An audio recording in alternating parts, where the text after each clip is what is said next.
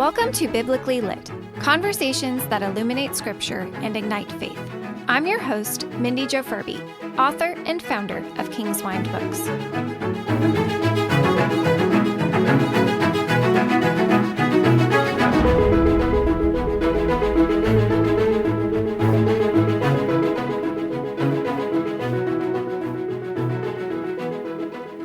Hi friends, thank you so much for being here and for taking the time to listen. You are going to love today's episode because I get to chat with someone who has an awesome story and frankly is just an awesome person in general, Meredith Holmes. Meredith grew up in Mississippi with her family. In 2010, she graduated with an English degree from USCB, and she has a beautiful, big heart for teaching young children, which began with volunteering in nursery at church, which so many of us have done. And then that kind of continued with consistent babysitting and continues now with volunteering at church and homeschooling her own two daughters. So that's definitely one thing that we have in common. Homeschool mom of girls, all the girls. When she is not teaching, she enjoys the quiet work of gardening, something that I also love, but am still working on being actually good at. I'm getting there. Soaking up all the tips. And she also loves digging into a good book, which is yet another thing we have in common because everyone who has been on this or listened to this before knows that I am a fan of all the books and I love reading. I met Meredith around 10-ish years ago. And while our lives never really intersected much beyond seeing each other at services and random church events, that changed last year when one of each of our daughters started horseback riding lessons. And we just happened to join the same lesson time. And so we've gotten to chat so much more. I've always liked Meredith a lot, but after sharing countless hours of conversation with her while our daughters rode on the horseback, I don't know, what is the proper term? Horseback riding, equestrian, I don't know. Anyway, butchering that. And then our other daughters would play together while we waited. I have grown to absolutely adore Meredith. We have so much in common and yet are still very different and unique. And I have really enjoyed hearing her perspective on so many topics over the last year. Meredith is kind. She is thoughtful. She is honest. She is creative. She's a deep thinker, which I am a big fan of, and she is an absolute joy to be around. I have heard bits and pieces of her story, but I am so excited to hear more of it today and to share it with you. So without further ado, welcome Meredith, and thank you so much for being here. Thank you for having me. I'm so excited to be able to share this story with you and for all the listeners that follow you. Yes, it's going to be fantastic. And again, I've heard it before, but it's been a very long time, and it was, I think, more of abbreviated version. So we don't need to worry about abbreviated. I just made everyone really nervous. How many details do you want? Yes, I know. Let's get really into it. But before let's just get started. So to kind of start us out, tell us a bit about yourself and specifically your story of faith. Well, I grew up in Mississippi.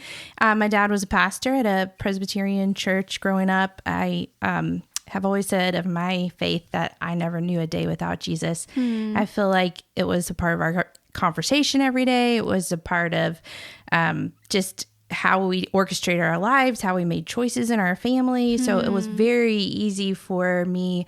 When I was 12, my parents started talking to me about joining the church and becoming a communion member. And I decided, that's something I wanted to do. So I went before the session and joined the church. And I really did feel like a sort of transition in my heart, like, okay, I always have believed, but now I'm responsible for myself. I don't know. It felt like before my parents were, it's a child, they were taking care of me and leading me, but now I had made this profession and I'd become a member of the church myself. And I was like, okay, this is serious business.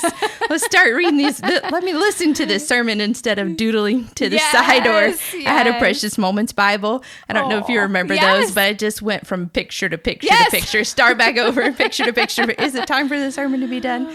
So I definitely could pinpoint that moment of like really where I felt, okay, this is serious business and I got to pay attention. I got to learn and I need to really make this my own story instead of just being a part of the family story. Right. That's awesome. So quick question real quick. I know you are going to have lots more to share. How was it growing up as a pastor's kid?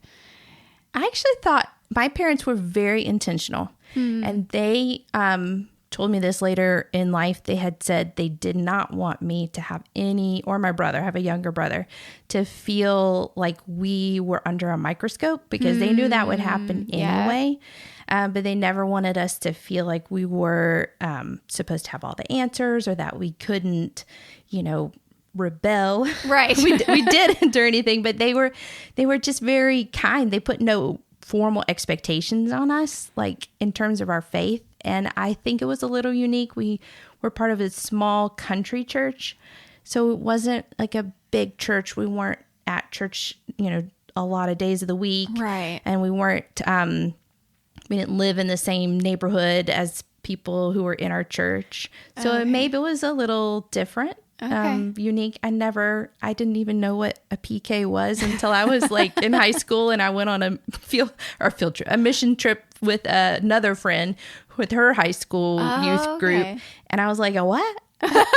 A preacher's kid. And I was like, oh, okay. I'm one of those, I guess. Well, that's really cool though. And kudos to your parents for not adding on to the pressure. Because there is usually a lot of pressure. There can definitely be. But I don't know if my parents just felt like they knew what it was like to be under the microscope, and they did not want to transfer that over. Well, and I feel like it seems like they also did, when they did such a good job of just incorporating Christ in every aspect of y'all's lives, like it wasn't that big of a deal. Like it's one thing if it's just like church on Sunday, or like where it's this production and all of this other stuff, but they did such a good job living out their faith at home that it was just a natural thing. So that kind of takes pressure off of it.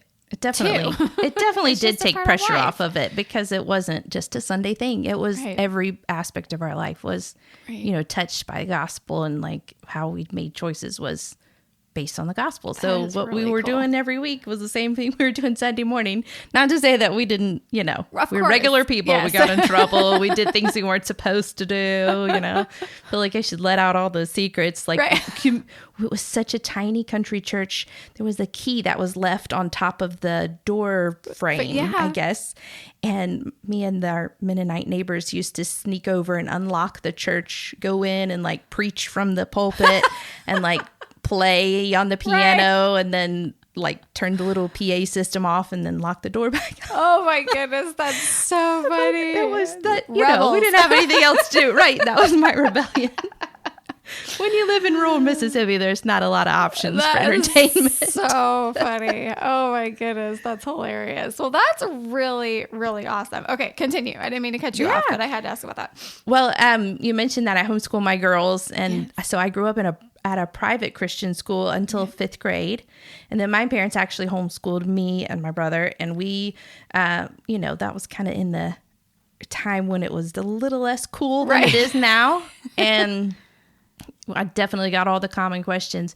Well, who are your friends? Who do you talk to? Do you get out a lot? Like, are you okay? Blink twice if you feel trapped. We can call, for help.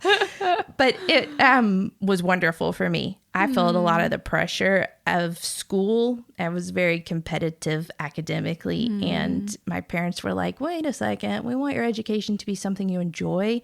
We want you to be a lifelong learner and not just a grade getter. And, different reasons, I think, for my brother, but for all of us, the choice was to homeschool because they wanted us to be able to enjoy what we learned. They wanted us to know how to learn. Preach. And they wanted, I know, right? And they wanted us to think freely without having to be told, this is the answer. I just hit the microphone. I'm sorry. I don't know if that was a start over moment. No, it's not a start over moment. We just roll with it. That was my bad. I'm like trying to discreetly drink my coffee over here and bang. It's all good. It's all good. It's life.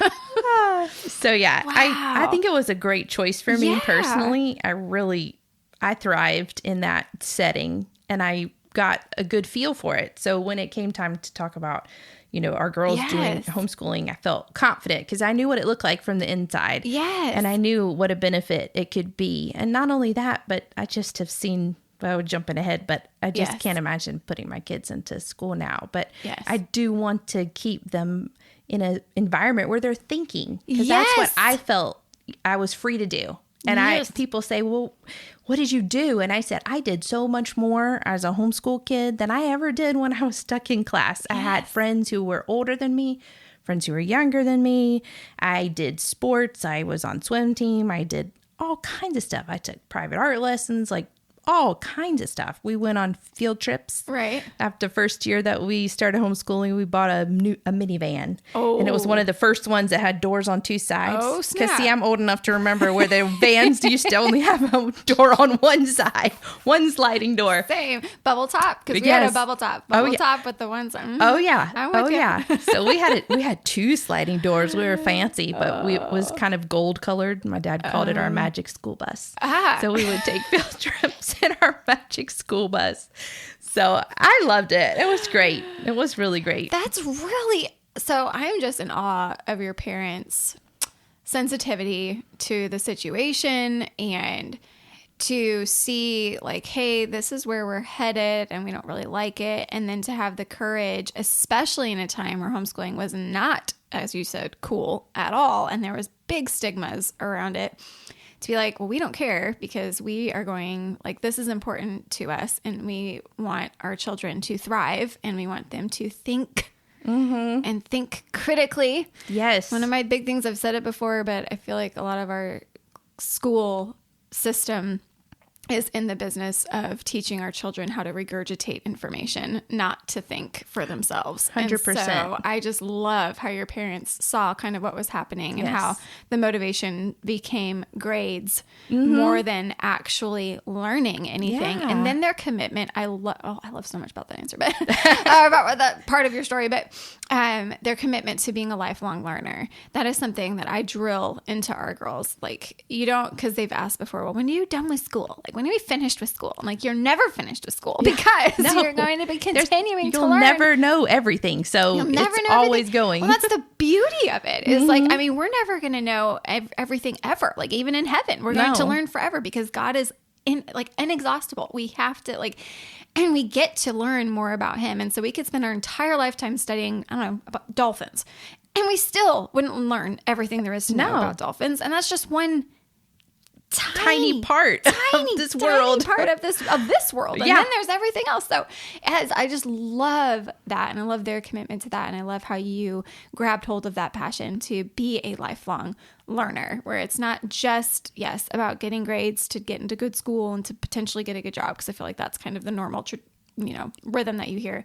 But just that you get to enjoy learning, and that's something it sounds like they instilled in you. They did.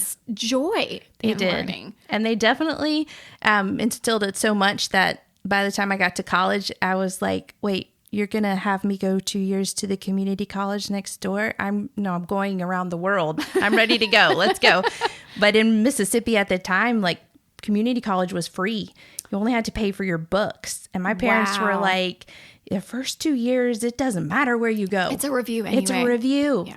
And they said, you'll get the basics. And if you went to some big university, you'd have a TA teaching you. So it's the same. So go here for free, find out what you really like and don't like, and then pay to be an expert. And I was like, as a mother now, that was amazing. So smart. I know. I'm loving your parents right now, this conversation. I mean, I've always loved you, but now I'm really loving your parents because Sean and I have had so many conversations about this, especially today. Like, it's changed since we were in college or going to college. But it's true. And like the amount of debt that kids are getting into to go to college, because that's when society tells them that they need to go to college when they have no idea what they want to do with their lives. Their brains literally aren't even fully developed. And we're like, hey, pick your whole life and go $200,000 in debt and then have to work it off and then not even use it. I think the statistics like 85%. That's what my parents said to me all the time. Like, we don't use what we went to school for. Yes. Well, I'll say my dad was maybe the exception, but he knew he wanted to be a chaplain in the Navy, but he got discharged from the Navy because he had kidney stones in both kidneys, and they said, we'll never send you to sea. And he said, oh, okay.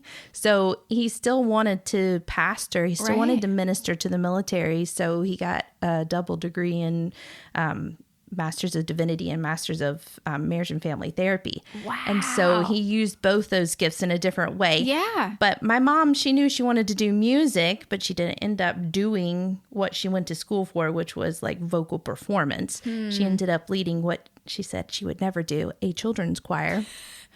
My mom was like, never say never, okay? Literally, that was about to come out of my mouth. I'm like, when you tell God never, like, I don't want to say it's a guarantee. That's not how this works. But my mom would say it was, because she said I would never marry a pastor. And she married a pastor. And I'll never live in Mississippi any longer than I'm at college. And she lived there for majority of her life. She was like, that was her biggest advice. Just don't say never. Just don't say it. Just don't. Just go with the flow. So funny. That is so funny. That's just such a great point, though, because I actually do use my degree, but I'm one of the very small minority. However, I also knew what I was going to be doing. I didn't know how. I didn't know what it would look like, but God had called me into ministry young, so that was an exception. But the wisdom of your parents is...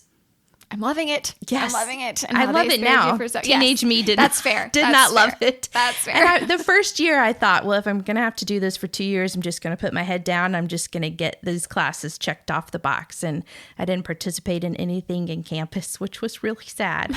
And God really spoke to me over the summer of the second year. And he said, I've got, you're here. I've put you here. It's not an accident that you're here. Even though you want to be somewhere else, I was determined to study abroad in France. I had met so many French people and babysit for their children. I was like, this is where I'm going. This is where I'm headed. And he said, but you're here now. And if you don't, put down roots here, even if it's a short time, might be a friendship for a short time, but you need to be involved. Right. And the Baptist Student Union was on campus. And so I said, all right, I'm going to join.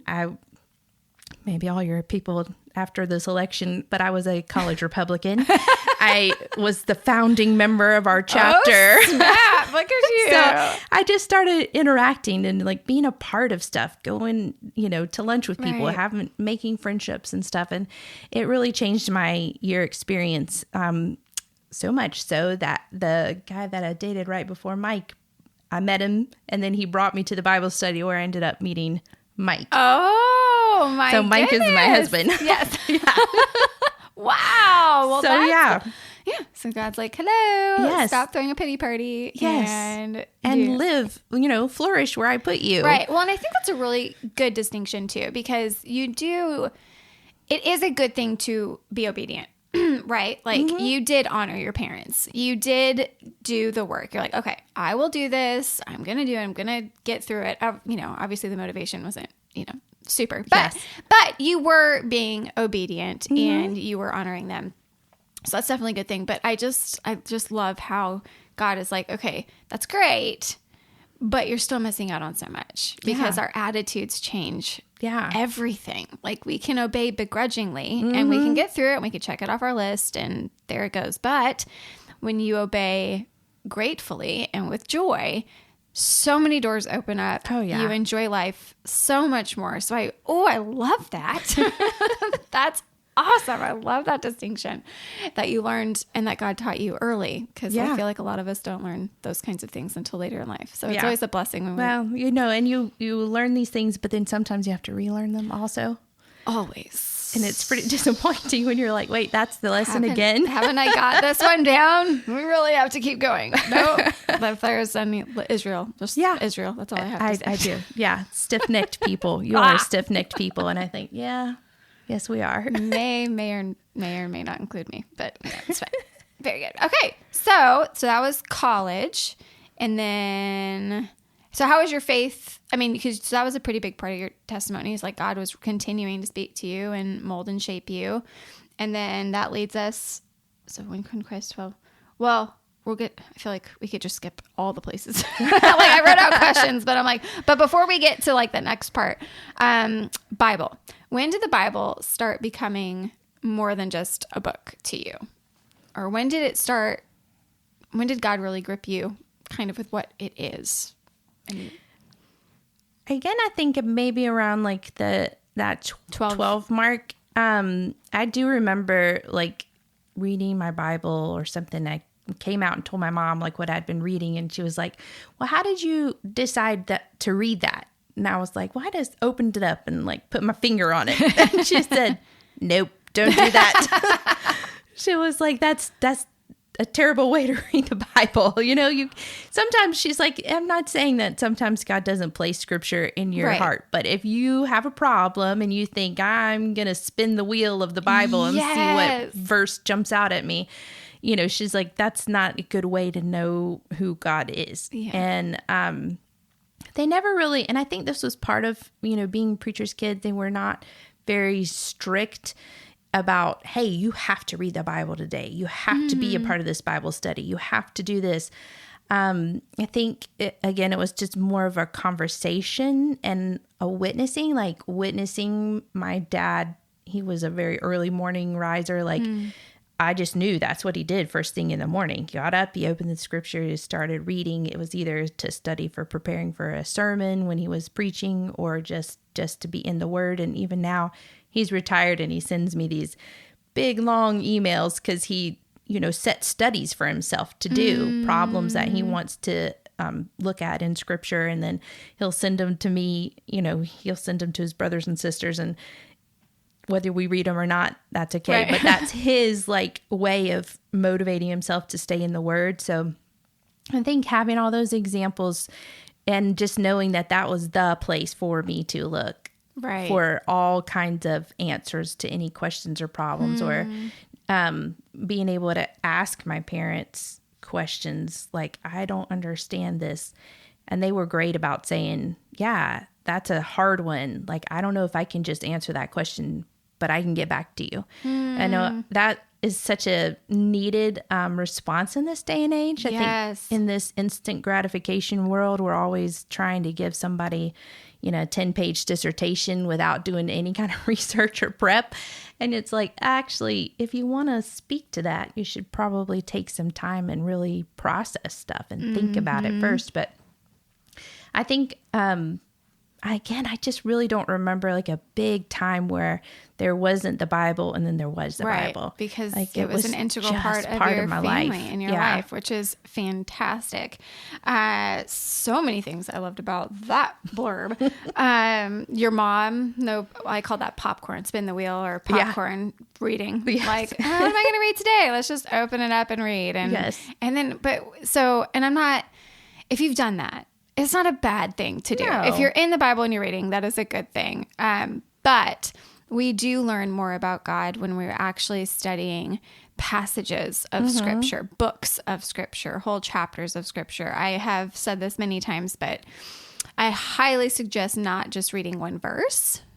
Sometimes that happens. Sometimes you just get so mesmerized by a verse that God just speaks all kinds of ways to you, and it's amazing.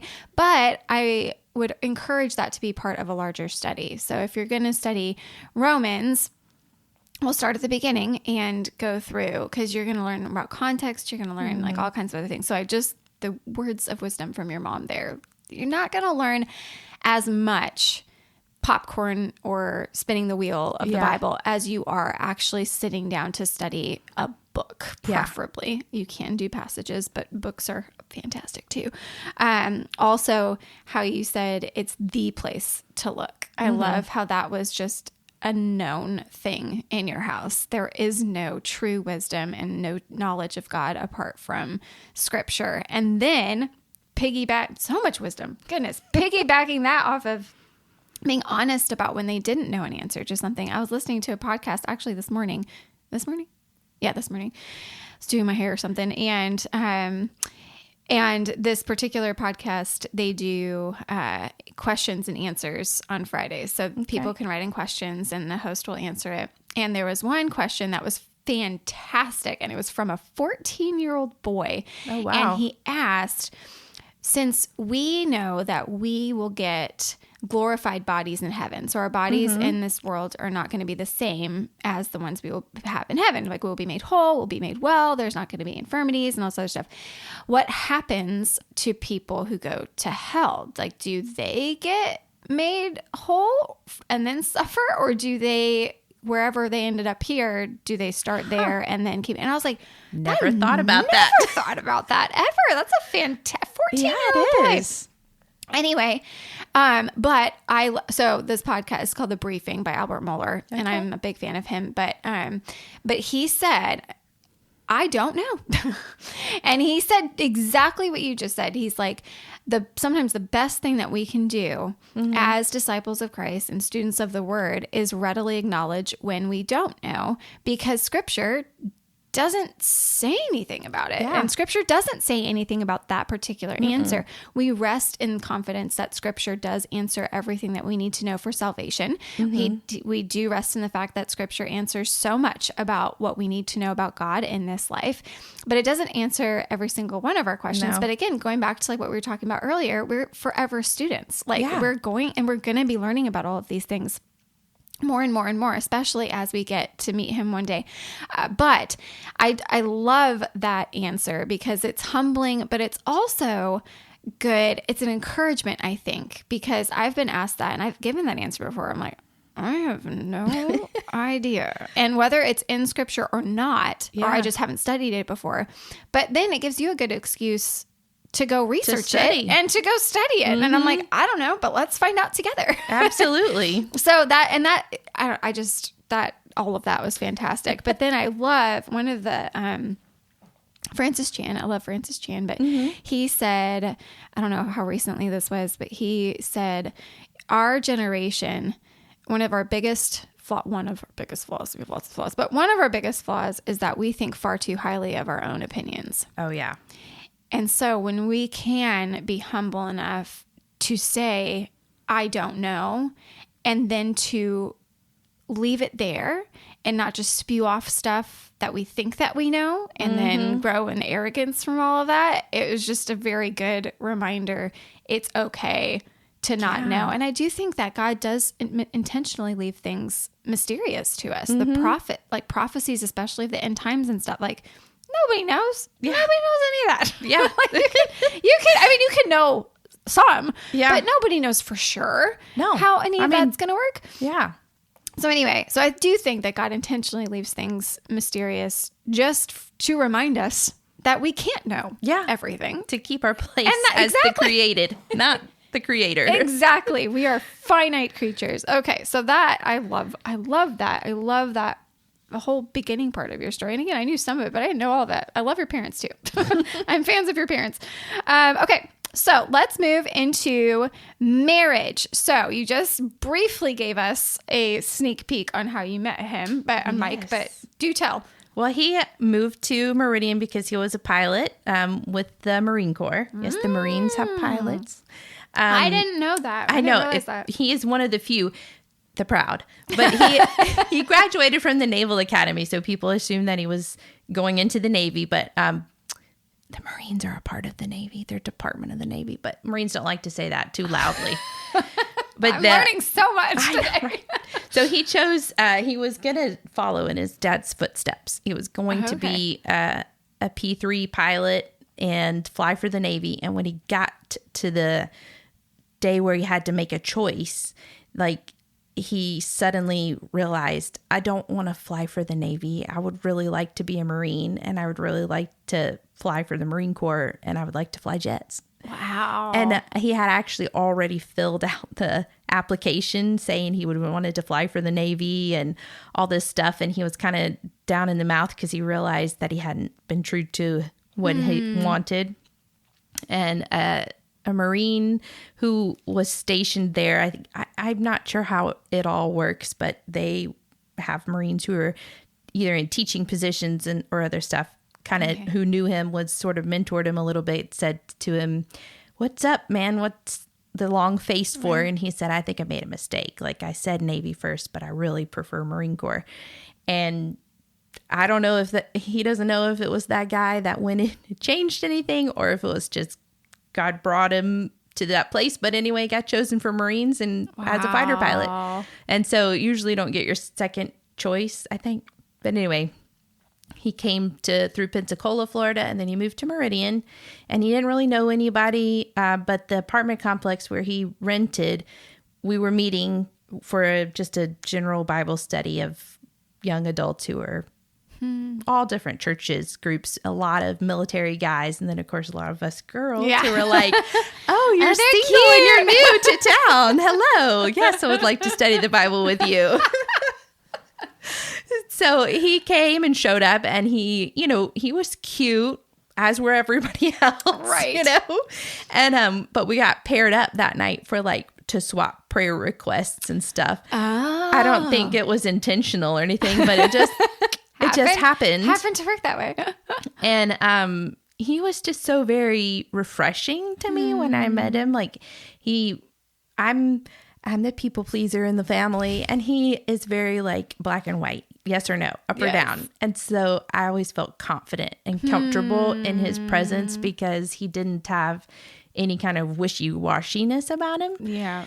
And also he just had such a clear path before him. He knew exactly what he wanted to do. He knew what he was, where he was going and how long it was going to take. And those things were all really amazing to me. And one thing that both I liked, but also kind of made me nervous, was he was a brand new Christian.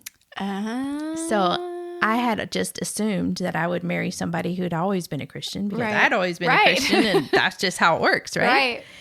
But he grew up in a household that wasn't, they say that they're Christians, but it didn't impact their life. He didn't grow up going to church or anything like that. So he had a friend who just kind of laid it out for him and was like, you can't just say that you're a Christian and not do anything about it. And it kind of just really registered with him. And then when he was in college, believe it or not, he had a host family who was a Christian family, and they took him, to church with them. And he really participated in their church through them and was baptized on Easter Sunday when he was a junior in college. Wow. Which to me, I always look at his whole story and just think how much God saved him from so many things and just put his hand of protection over Mike in so many ways. Because it just doesn't really seem like the place where you might meet God and change your life to go more, in line with what he's asking you to, calling you to do. But because Mike was so new, his passion for the gospel was unreal. And his desire to dig deep, and he was on his second time reading through the Bible. Wow. And I was like, actually, I've never read cover to cover. I've read the Bible, but I've never made the goal of reading through the Bible in a year. And I was like, wow, well, Shazam. I should probably, maybe I should do that, Yeah. So he really inspired me in that way. And he was attending a different church than my family's church because we were still out in the country. And I remember us having a lot of discussions. One thing I appreciated about Mike was he was very respectful to my dad. He was very willing to engage. And again, that same pattern of, I can't give you an answer right now. I need to think about this. Right. Where I kind of wanted to be well, where do you come down on X, Y, and Z? He's like, I don't know. I'm going to have to take some time to read about that or think about it. But then once he makes his decision, he's like, that's it, rock solid. So we were friends for quite a while. We spent a lot of time camping trips with whole big groups of people. And he said later that he always knew that I was the kind of person he wanted to marry, but he wasn't sure that I was the one that he would marry. And I had the opposite.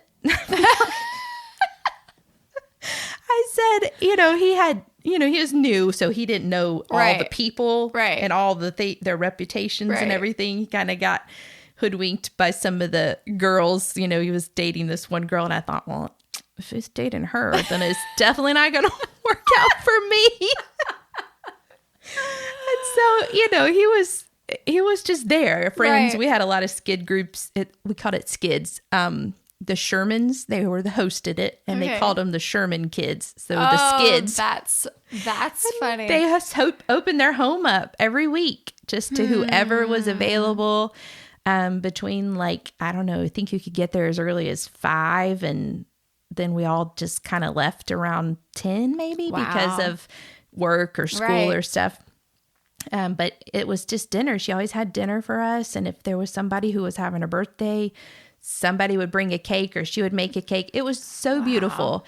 And there was no structure, just like games and stuff. And sometimes we might, if somebody particularly felt led to share like a scripture or Bible study or to pray over us for a specific need in the group, we would. But we were all clearly there as Christians, but not all from the same church, not all from the same. It was so beautiful to me to like see this mix of people, because growing up in rural Mississippi, I felt like I had a very narrow view of like Christian life. And, so it really opened my eyes to just all the different ways that Christ works in people's lives. It was pretty cool to see.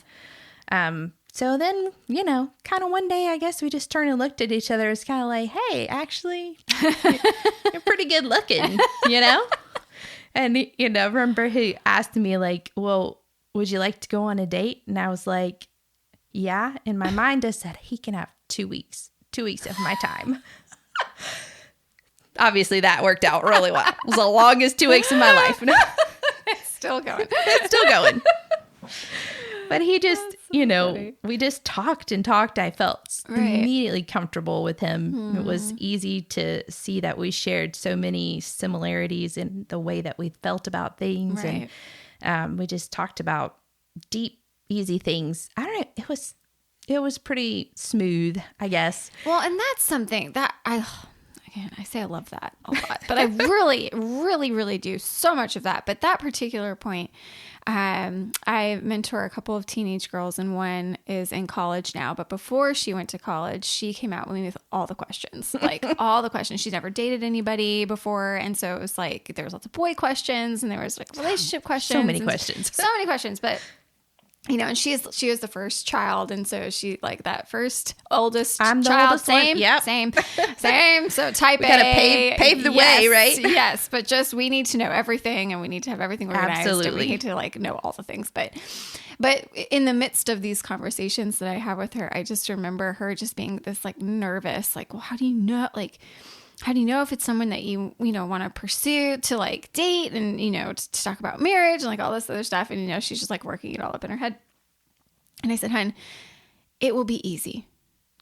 Not everything will be easy, but like, if it's the right person, it will just flow. Yeah. Like it will just flow. You're not going to be having to swim up, going a downward current. Like it's just going to work. And I think that's where so many people, so if you're dating, out there, I think this is where so many people just go astray, because they are trying to force something to work that's just not working. And whether they're great on paper, because like I've dated guys who were fantastic on paper and they love the Lord and they're like solid people who, again, on paper were excellent, but it just was not working. Yeah. Don't force it. Yeah. Same. Yeah. Same. Yeah. The guy that I dated right before Mike, on paper, perfection. Yes. In real life, terrible. I mean, he was a great guy, but it wasn't for us. Yes, exactly. And I just remember feeling so much freedom. And, again, for those who are dating out there, mutual respect is so important. Yes. Like, I remember when Mike said to me, I love you. And I said, thank you. He was like, okay. I mean, I could tell in his face he was a little taken aback by that. But he said, all right. And I said, I just can't say that to you right now. And he said, okay, cool. Not ever once again did he bring it up, or did he never said it again to me, because I wasn't reciprocating. So what I feel like sometimes people will just say, well, I love you, I love you, I love you. Right. This is what happened to me in the previous relationship, and I accidentally said I love you back because I kept saying it. And so for Mike to respect my point of view and to never question me about it, and to never say, well, have you thought about it yet? Right. What about now? And will not throw a fit about it either and get all like mopey. And Later he said, well, I knew you loved me. That's why I never asked, because I knew you did. You didn't want to say it, but I knew you did. Which he was right. But it was, such a peaceful thing to have somebody who was able to respect me and the place where I was at. at the time. Yes. Just huge. Yes. And that's exactly the same thing with Sean. Like, we were best friends. We were best friends. And one of the things that I distinctly remember about him when we were dating, we were comfortable being quiet around each other. And I don't know if I've ever been like that with anyone else. Like, just totally comfortable in silence. Yeah. And I'm like, well, this is new. And I like it. It feels really nice. Well, yeah, because you don't have to feel the need to fill this void, or, you know, like, what are they thinking? Or, I don't know what's going on. But it was just that total comfort. So that is fantastic. And I just wanted to point on that a little bit, especially to those, I don't know how many of you listening are dating, but if you are, like, that's what you're looking for. You're looking for someone who you can be kind. I love the confidence aspect, where he's so, you know, black and white and confident, that really rubbed off on you, and that you were able to stand more confident in his confidence. Yeah. And 100%. just like own that too. Cause we need that. We need that. I'm like, you know, today I need that. There are times in my life in marriage where I'm a little on the crazy and I'm like freaking out about something. And he's like, calm down. It's going to work out. Yeah. It's going to work out. It's fine. And I'm Definitely. like, it is going to work out. It is fine. And that goes both ways. But that was something extra special that I also found particularly awesome. But then also one other thing that struck point that out, when you say he was a new Christian, or he had been labeled Christian his entire life. So he had the name, but he wasn't living it out. It was nominal.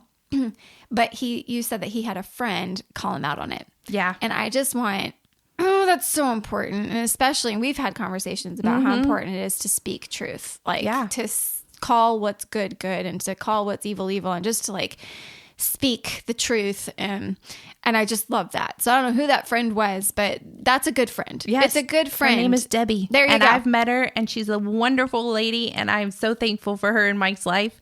And she's still in our life, which is amazing. That's even better. Yeah. That's even better. But yes, like, if you love someone and if you care about someone, I'm not talking romantically, but like, you know, if you care about someone as your brother or sister in Christ, call it out. Do it in a loving way, obviously, but like call it out, because God used that in Mike's life to change the trajectory and to actually get him serious about his faith. And so I just also particularly loved that. And then the whole having this kids, having like, that is such an awesome thing, to just open your home and to have people in and to be intentional about building relationships. And I love how it doesn't have to be this super organized, predetermined schedule of what to do. Just open it. Yeah. Open your hand, open your heart, open your home, and just let God do his thing and be intentional about it. And look what he did.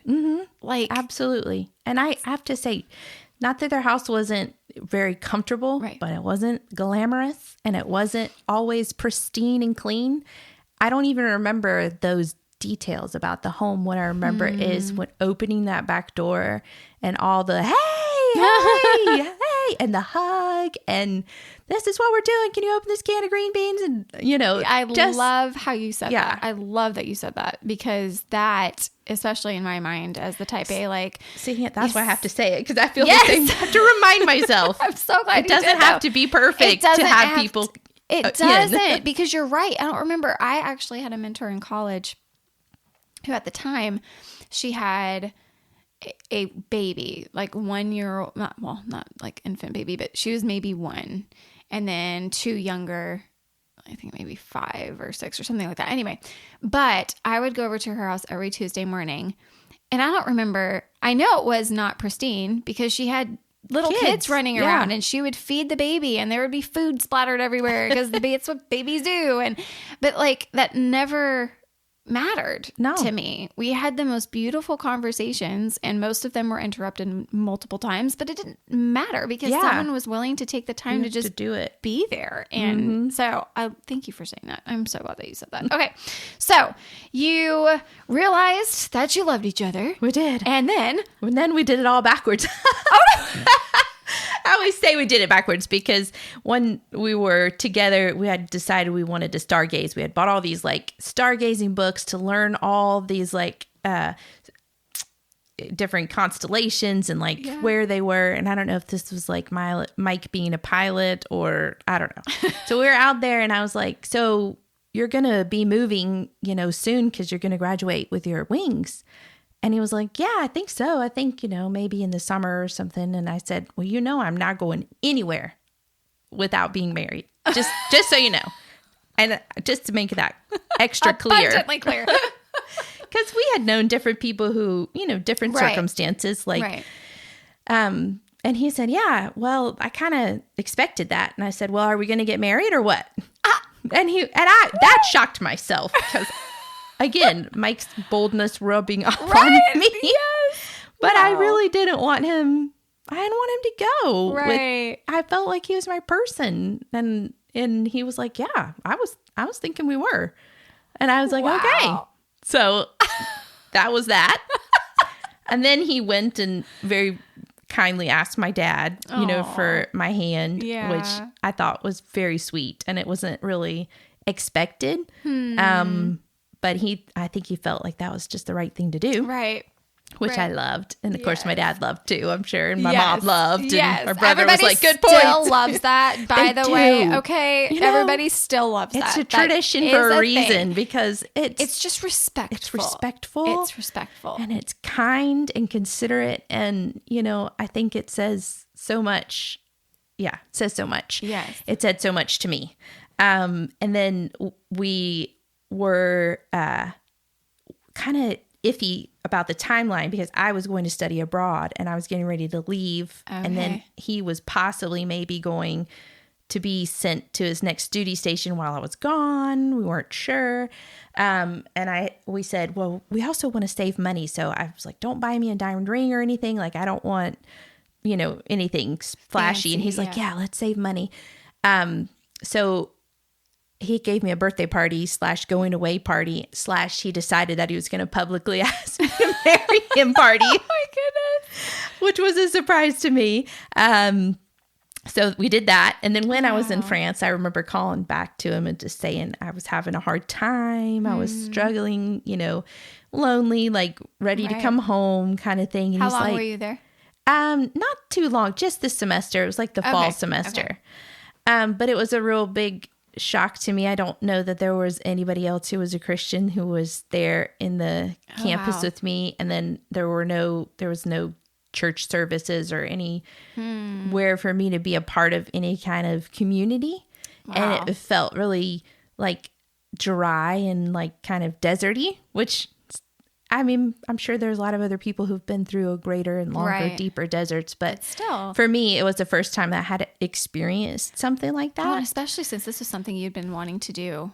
Yeah. For a long time. Yeah. Like this was your, where you wanted to be. It's where I wanted to live. This was your hope and dream. And then it's like. And I was like, oh, how would that really work out actually in reality? Interesting. Okay. And he said, well, I got you a ring actually.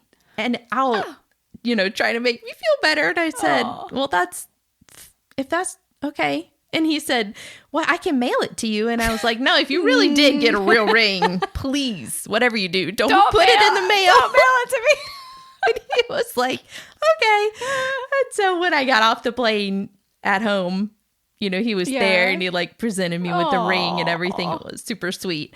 So I always say like, we kind of went backwards in the whole like, that's really process, cute, though. Technical process. Aww. But we decided to get married at the Naval Academy on July 9th, 2005.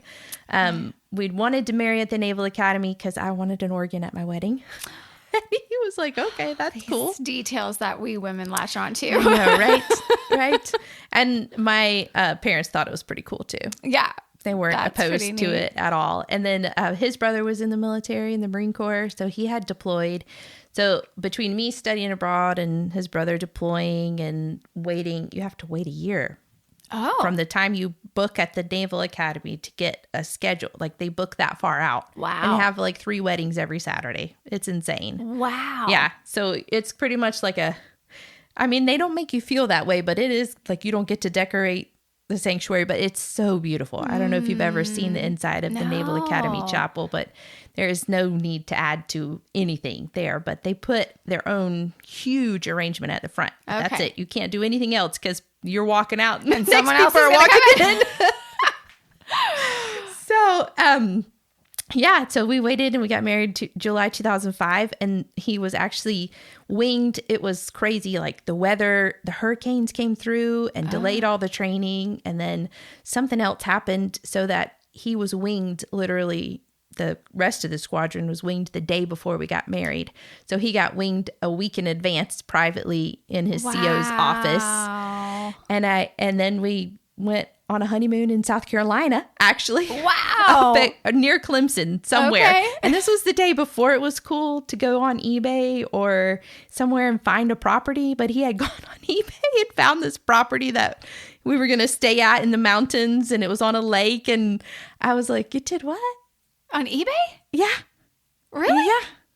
I didn't know that I was ever. That's interesting. Don't know. Yeah. I thought, I hope we make it home alive in one piece. And it was fun, but we knew that we couldn't take like a big trip or anything just because of all the moving and stuff. Yes. So we literally went home, packed my stuff up, and moved it to his apartment so that the military would move it all together to California. Oh, okay. Because that was a long way for all the Yeah. stuff to go. Yes. So we wanted to make sure it was all on the same truck together. Yes. That's what you don't need, is it? Having No.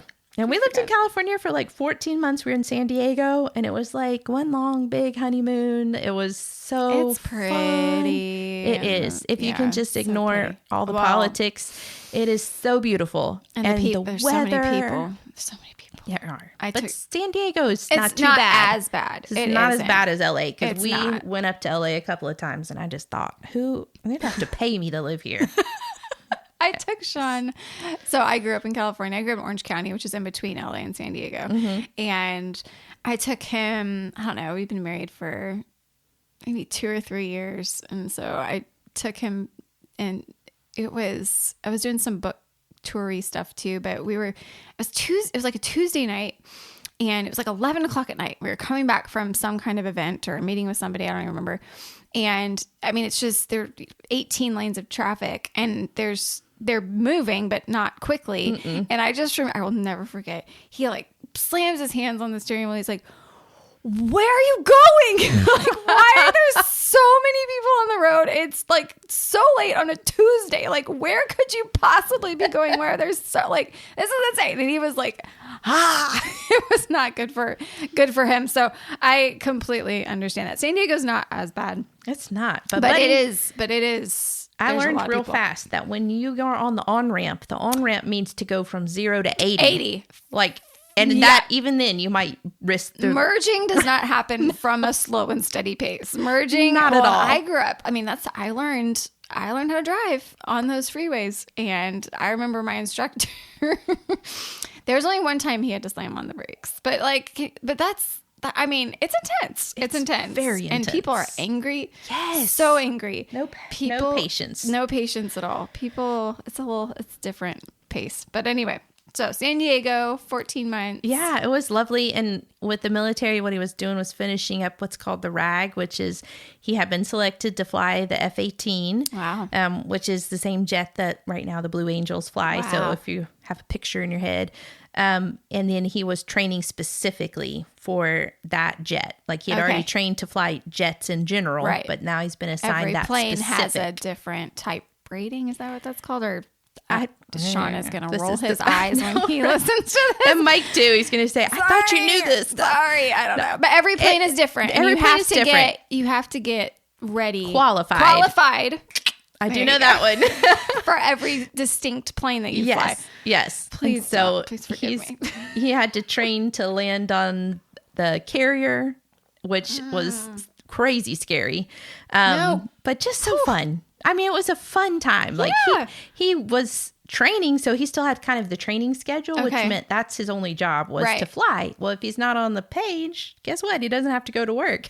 So sometimes he might fly in the night, so he would leave the house at like 1 PM. He'd come home really late, but we'd have all morning just like hang out together. Or maybe he's just not flying on Friday, so he like comes home early. It was just, that's really cool. Did you work at all during this time? I sort of was I wasn't sure if I was going to start back and finish my school. So I was still finishing college and I had like 1 year left. Gotcha. And they weren't clear about how long we were going to be there. So it kind of felt not if we smart want to commit to doing that. to do that.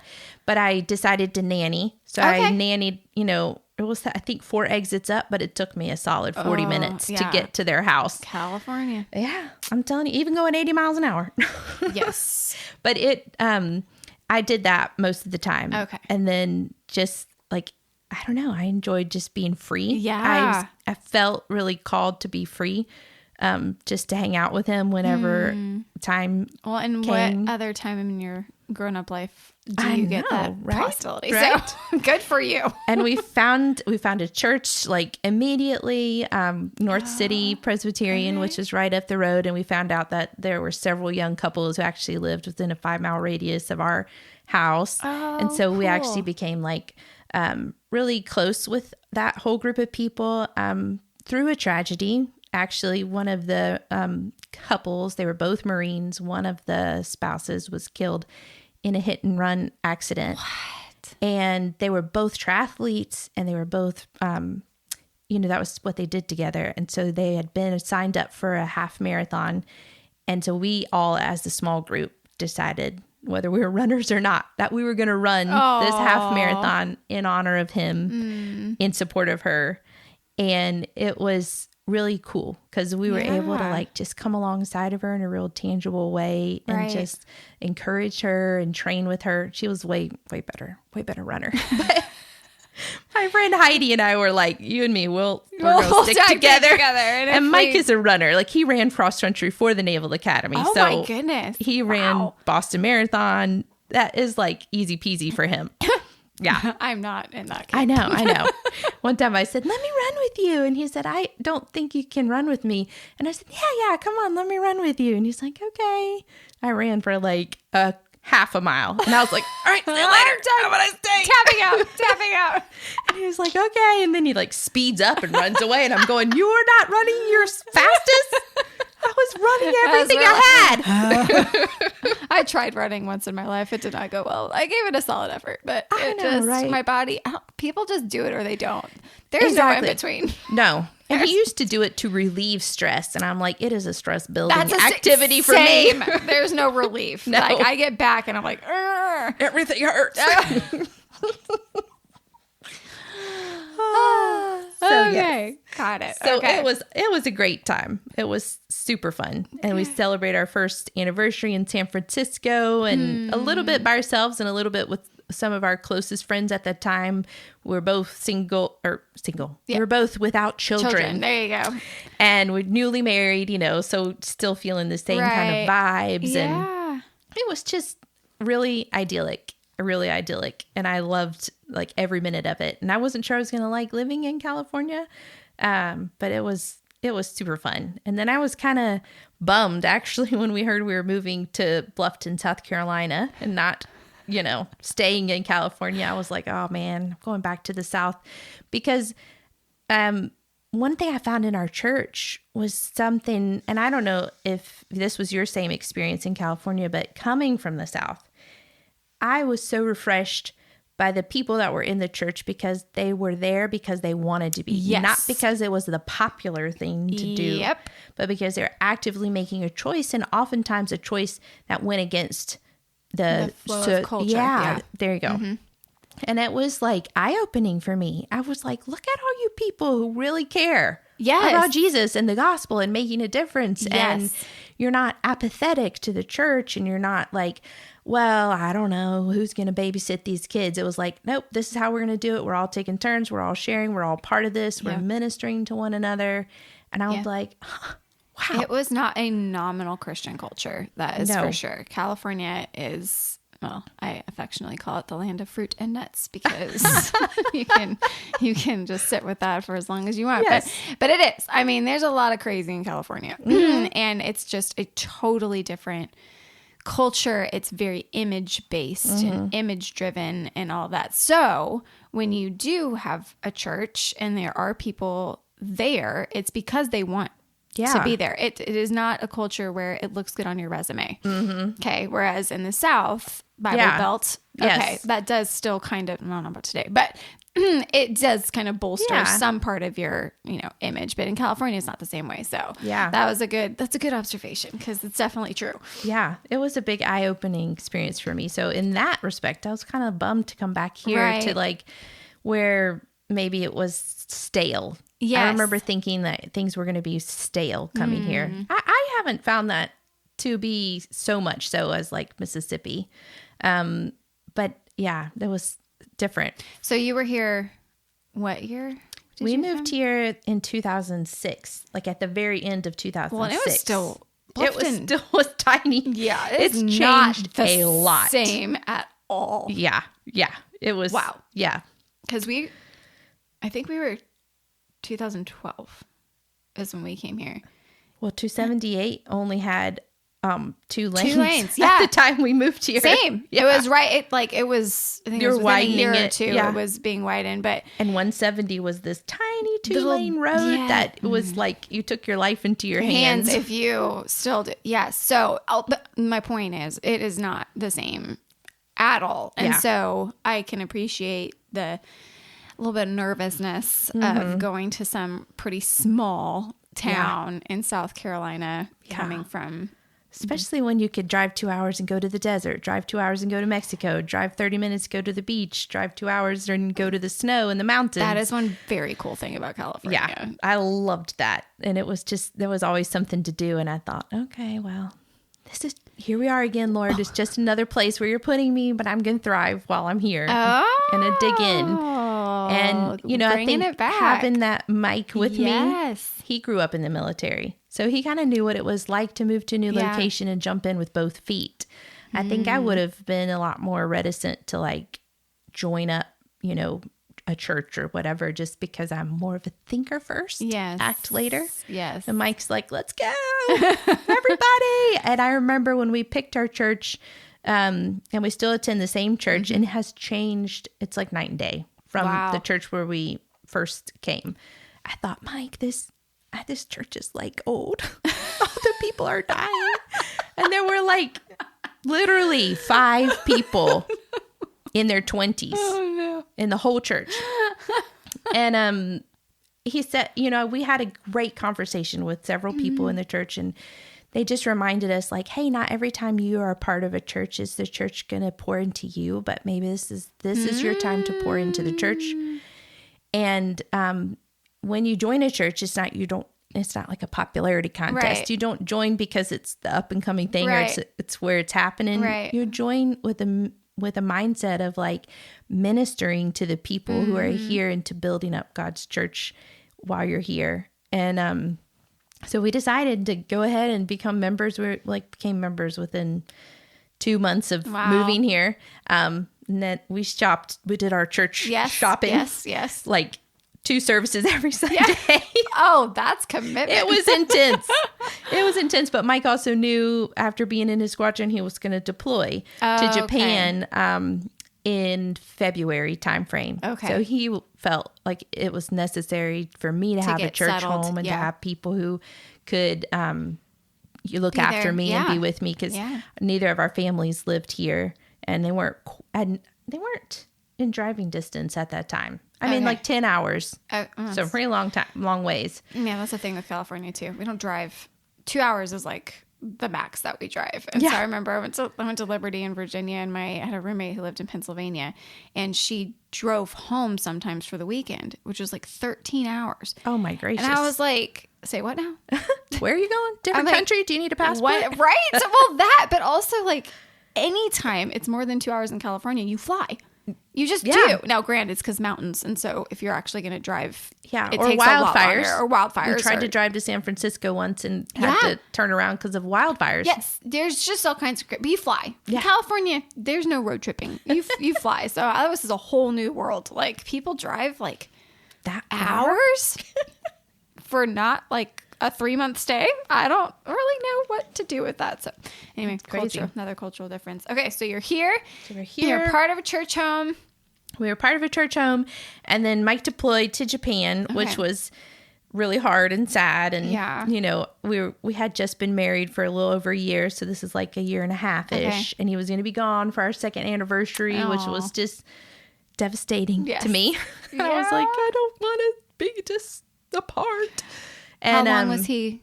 He was going to be gone for 6 months. Okay. So he was coming back like the end of October. Okay. And, you know, we were able to call each other like once in the morning, once at night, because we're the opposite. Opposite, yes. Yeah. Like when I'm going to bed, he was waking up and vice versa. But he was also really busy with, once you're in a squadron, you have a day job or a desk job. Okay. No, what do they call it? A ground job. You have a ground job and you fly. Oh. So no matter what is happening, whether you're flying or not, you're always working. have to be at a squadron Gotcha. at a set amount of time and then leave at work. And it was pretty early, like had to be there at 7:30 and he usually came home at 7:30. So he was gone for a long part of the day. Yeah. But anyway, he was there in Japan, and I don't know how this worked out, but I guess we had heard other people whose spouses had come over to Japan to meet up. Oh, visit. okay. Yeah. And I was like, let's look into that. And so he was able to take leave in the middle of his deployment, which I don't know if that's even legit or if it happens now. I don't know how that happened.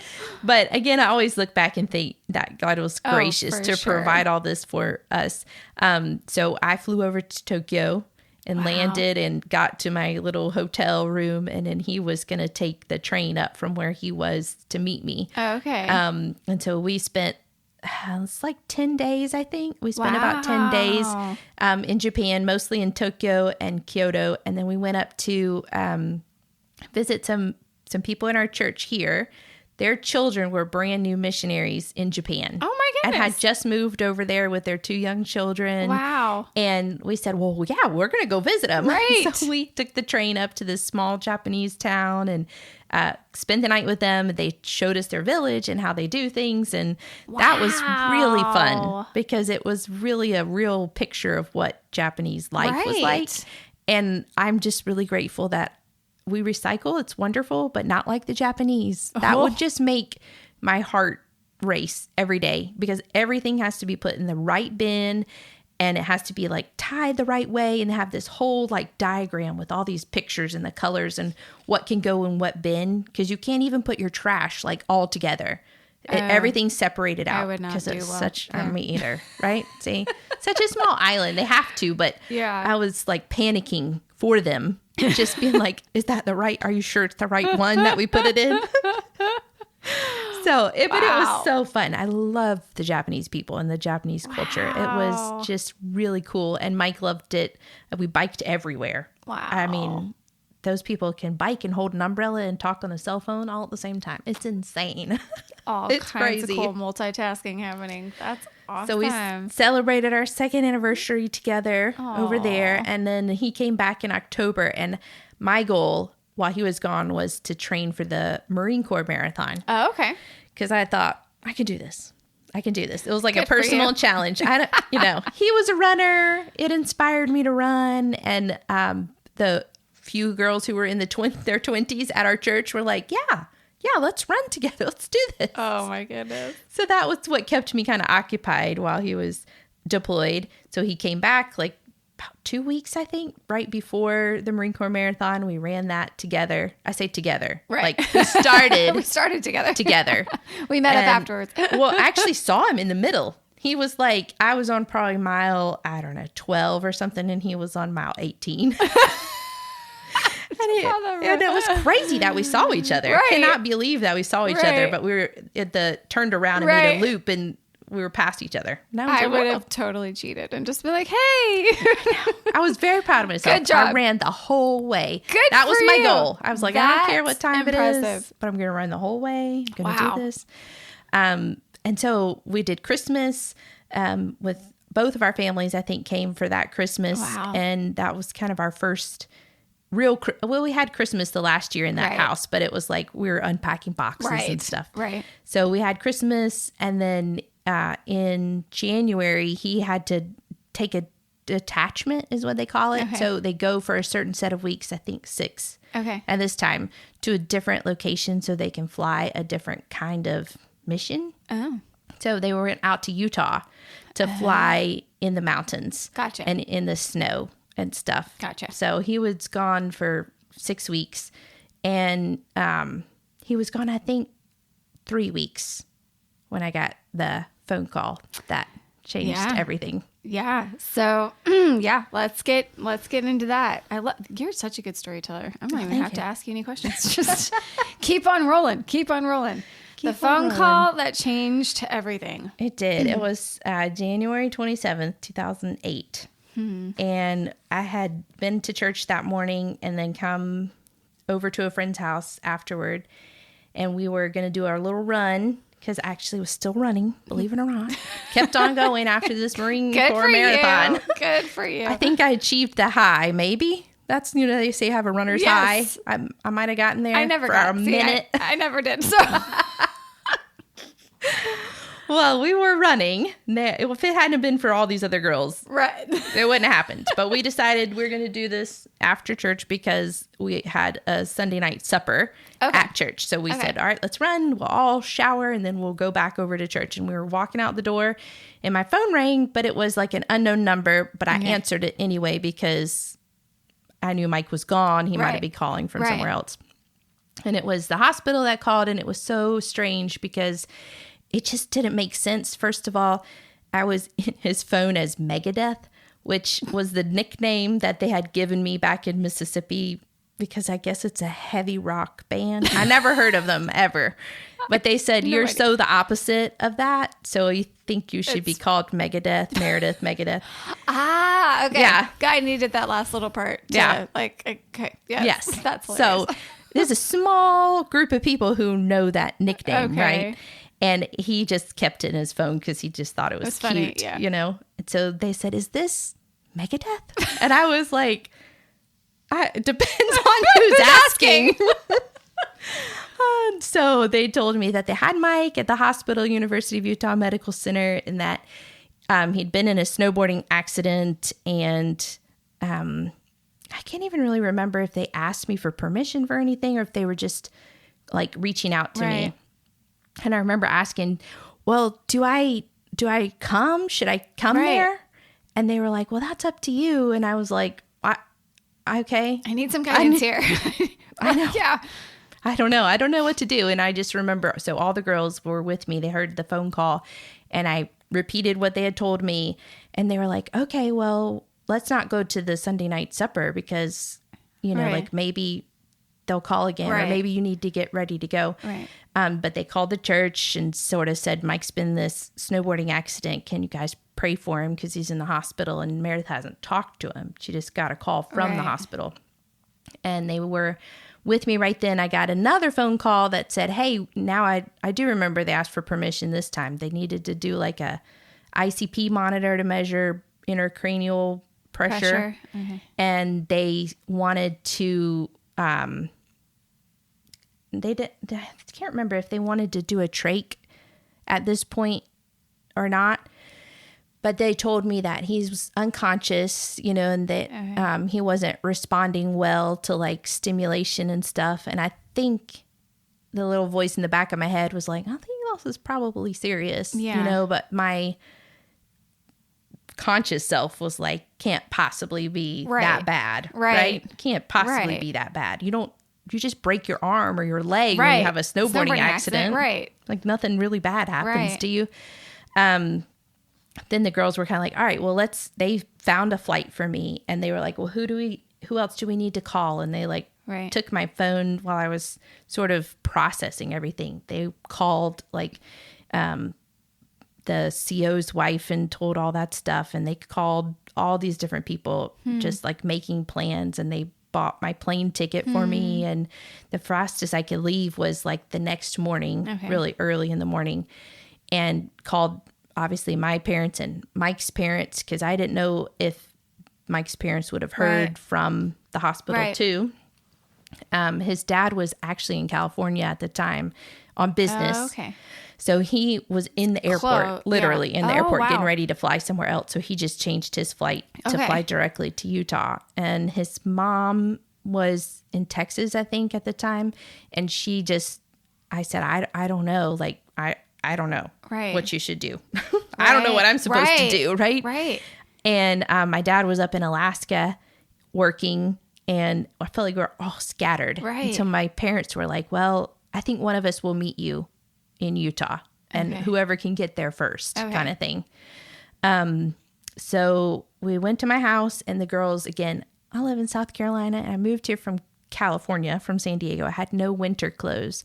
So all my friends who were from Illinois and Connecticut were like, here's my long johns. Yes. Here's my tall socks. Like, here's this big jacket. And here's like, toboggan, scarf and all that stuff. And they packed my suitcase. And one of them's Kathleen and Lindsay. Okay. And they packed my suitcase. They washed my dishes. They cleaned out my fridge. They took out the trash. Like, they were just with me. And they all decided that they would just spend the night at the house and like make sure everything was tidied up before they went to work the next day. And they took me over to the airport in Savannah the next morning. But meanwhile, like, they had been writing me like letters. I didn't realize that they had written me just prayers and different scriptures, and they had found like different places in my suitcase to like tuck away all these different notes and stuff, which I discovered later as I was unpacking all my stuff. But that was such a huge support for me. I don't know what I would have done, like, had I had to be completely alone navigating that situation. But to have like these 4 girls, just, they made me dinner. They made sure all those tiny little details that you have to think about, but you can't because you're overwhelmed. They just took care of it without asking about it. And they fielded all the phone calls. Like, unless it was a hospital, they just had a little notebook and they said who they were, and they were answering for me, and they took down all the messages and all the phone numbers and filled out everything for me. And I remember that night they asked, like, do you want us to like sleep with you, or do you want to be by yourself? And I really felt like I needed to be by myself to like process a little bit. And I just remember like opening the Bible and starting to like read through. I started with Job, and I think I just knew because Job had struggled. He had had a lot of things. I was like, all right, I need to know some navigations to how am I supposed to do this? Right. And I read through Job, and then I decided to read through the Psalms. And I just genuinely remember, like, as long as I was reading, I felt like this deep peace. And not that obviously I still didn't know what was going on. I didn't know how long this was going to be. I didn't know what the extent of everything was going to be, but I just knew that it was going to be okay. And I don't want it to be trite. I feel like sometimes people interpret that as like, okay, oh, you had no care in the world, or all your sadness was gone. But it's just that deep, abiding peace. There's nothing else to like. Well, he literally says peace that surpasses all understanding, because it didn't make sense that you would have peace. It literally was. And it just felt it like flowing and flowing through there. And I felt like as I read through Psalms, like I felt like David's words gave my emotion like words, you know. It allowed me to like start saying things to God that why? How long is this going to last? Like, how long am I going to be here? You know, what is the point of this? So how long, you know, what are you doing in my life? What are you doing in Mike's life? To ask those questions already. Right. Without, I don't know, just didn't have words of my own. Right. You know, and I never understood that, how people, when it says the Spirit intercedes on our behalf when we have no words, like just to groan on our behalf, like that became so real to me. Like just knowing that I didn't need to say it out loud, like just know that there was pain, you know, and just like lift that up through the Holy Spirit and just have that. It was such a peace. And then I got to the hospital, and that's what I pretty much did when I got there, was just start reading like to Mike, because you were only allowed one person at a time in there. And you, it was freezing cold, because that's one of their protocols, is to like keep the body temperature extremely low, to keep any inflammation. So what have you been told at this point? So you're there, and he'd been in an accident, but he hit a tree. and that there's called a Glasgow Coma scale, and that's how they measure how alert you are. And I should have looked this up, but it's like a 1 to 7, I think is the scale. Like 7 is fully conscious, like oriented times 3. You know what day it is, you know what time it is. And then 1 is like the bottom of the scale. And he was like at a 2. They didn't orient to any pain. Like they they press your nail beds. They do like a sternum rub, just to get any kind of like response and reaction from the body. And they had nothing. Then they sedated him, because that's like also part of the protocol to make sure that they can assess everything they need to, and that the brain can like heal. Right. And they said, okay, well, we'll see what happens when we take him off the medication. And that was like day 3, but nothing happened, which was really shocking to me. Like, I just thought, oh, he's on medication. That's why he's not, responding to anything. He didn't look bad. He didn't break his spine or anything. He had broken the top rib on the left side, and he had broken the orbital bones around his eye. But even that didn't look bad. Okay. He looked physically completely intact, like just asleep. It was so great, except for the fact they had like a bazillion tubes and things coming all off of him. But, his face was relaxed and all calm. It could have been much worse. He could have looked... He could have looked a lot terrible. Worse, right. Yeah. But it was... was that almost deceptive, though? It was deceptive. You're like... Well, you don't look like you're broken. You just kind of think if I poke you hard enough, you'll be like, stop. Right. And so when they took him off the medication, they kind of said, well, I guess it's their job to give you the worst case scenario so they don't get sued, I guess. But they were like, I don't think he'll ever walk again or talk again or, do anything ever again. Like, pretty much, if he lives to the end of the week, he'll be a vegetable. Oh, my word. And that was, they didn't say it in too many nicer words than that, but maybe a tiny bit nicer. It was just a huge shock to me. Well, right. Because you went from a snowboarding accident to, there's just so many unknowns. Like, and I thought our life was so picturesque and fresh and new, and we had so many things in front of us that we were going to tackle and do, and it just came to a grinding halt. And I had no idea, like one of the questions you asked, like how long did I think it was going to last, and like my impression. I remember distinctly telling, so the squadron was wonderful. They were there with Mike, and they sent a delegation every day. Wow. Now, you couldn't be in there with Mike at all. They literally just sat in the hallway of the hospital and periodically would say, do you need coffee? Do you need lunch? Do you need water? Can we go somewhere for you or do anything for you? They were just present. Wow. And that was astounding to me, too.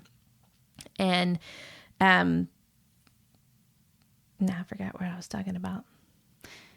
It was a shock, and Mike because everything was fresh, and you were having like this trajectory, and everything was so new, but then this just kind of came out of nowhere, and you were there. Oh, the question. Oh, the question that how I asked. Long did it last? How long did it last? There you go. All right, we can get back there sometime. Okay. So you had asked the question, like, how long did I think it would last, or how long would it take? Yeah. And I remember so clearly telling the guys that were waiting for me, the Mike Squadron, they were there all just kind of waiting in the hallway, being a support, just available for whatever we needed. And he said, well, what do you think? And I said, well, I think it'll take a year. I think it'll take about a year. That I thought I was being so generous in giving myself a whole year for this to like recover and get better. I genuinely thought that. I thought, well, that's a long time for somebody to be incapacitated and to be healing back. Like, a year should be sufficient. I don't know. I sometimes think my brain was protecting me, protecting myself, like just not grasping everything that there Right. was to be grasped. But he stayed in the ICU for a week, and then he was able to go to a step-down unit. And then they kept talking to me about next, where did they want him to go next? And Right. would I be open to him going to like what they call a swing unit? Which to me sounded like, we're going to put you over here in this dark hall till you do something. And that just was not an answer for me. Right. And it said nursing home vibe to me. And so I said, no way, Jose. Like, that's not cool with Mike. Right. I know he wouldn't want Right. me to choose that for him. Right. So I started to go online. I had a care pages where I kind of kept everybody up to date and said, what do you know about this out there in the world? Right. And that was a big trusting point for me, again, trusting God. And I suddenly had this realization, because again, firstborns over here, we like to know all the things. Yes. And I thought, well, I should just know the best place to send him. Right. And I suddenly realized, like, it doesn't matter if I know the best place or not. If I step forward in confidence after having prayed that Right. God would bring the right place to us and orchestrate everything, it couldn't be wrong if I made that step in faith. Right. And that even if it wasn't the best choice, like, God would bring about what of he course. needed to bring about. Right. And that was so huge for me. I never really felt that like confidence in such a clear way, where I just kind of let it go and thought, yeah, I have no idea how to make this decision. So I'm going to make the best decision with the information I have. And I know that God's going to do the best he can with it. Well, yeah, because you had to become, I mean, basically an expert in something that was completely unknown to you overnight. I mean, it happened so suddenly, and you never had to deal with anything. So you couldn't. I mean, there's no way that you could know all of the things and make the expertly deduced decision. And by the way, I was 24, had just turned 24. Oh my goodness. So I see myself as quite a baby. At the time, I didn't feel like a baby. Right. But looking back, I'm like, oh my gracious, that poor baby So young. who had to make all those huge, hard decisions. And you guys are still newlyweds. I mean, 2 years. Yeah. You're still newlyweds. Yeah, I didn't feel like that in Then, the moment. yeah. But looking back, I'm like, wow, yeah. I didn't know half of what I know Right. now.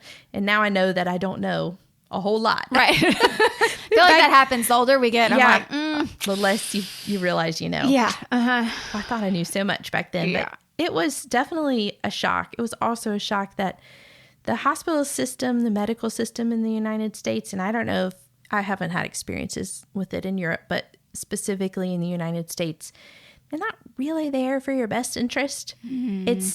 I thought that I could go in there kind of like, help me. And they're kind of like, I don't know. You make your best choice. You can either choose this one or this one. And you're like, well, which one would you choose? I don't know. It's like it's like a giant triage unit. Like they're there to deal with the emergencies, and then it's hot potato. Like go wherever. Yeah. That was a big shock to me. Yeah. I thought they would be able to offer me the best Some kind of guidance. Yeah. And they didn't. I mean, to the point where the neurosurgeon, my dad had to say, this is our plan. When he walks in, I'm going to stand in the doorway so he can't leave till we're done asking questions, because he would have a habit of like walking out backwards as we were trying to ask questions about things that we needed to know about. It was crazy. Oh my goodness. So that was a big shock, but care pages all seemed to say, hey, go to the Shepherd Center in Atlanta, Georgia, which was close to home. Right. It was closer to, like family. That Utah was too far for us, family wise. So we had Mike medevaced over there, and I think it was a good choice for a few reasons. It wouldn't have been my top. If I could go back and do it again, I wouldn't choose that as a medical facility, knowing what I know now. Yeah. All learning. Yeah. But he was not responsive still. So it was kind of a miracle. So at this point, he's still unresponsive. Like he hadn't woken up. Was there any reactions? They kept probably poking I think he had started to have like the pain stimulus reactions. So just a little. But still like eyes closed always, pretty much. Like no other response. well, his eyes would open. That's not true. His eyes would open and he would track you with his eyes, which is so weird. It's so weird to watch somebody come back from a coma. It's not like the movies at all. I mean, it's so strange to walk into a room and have somebody whose eyes are open and they won't track you. Like they're just staring into space continually. And there's nothing you can do to like get their attention. And then eventually he did come back where he would see you in the room and like look with his eyes and stuff, follow objects and things. But that was one of the reasons nobody really wanted to take him as a patient at a rehab facility, because it was not able to like proactively participate in rehab. Yeah. It would just be passive. Right. Like, but they said, all right, we think we'll take him. So he made progress there in true Mike form. Did he do it in the order that he's supposed to do it in? No, he did not. I always tease him about it and like just say, they kept saying, well, I don't think he's going to be talking now. Like he doesn't follow commands. I said, well, that's Mike. That's him. Yeah. There was no personality shift in this.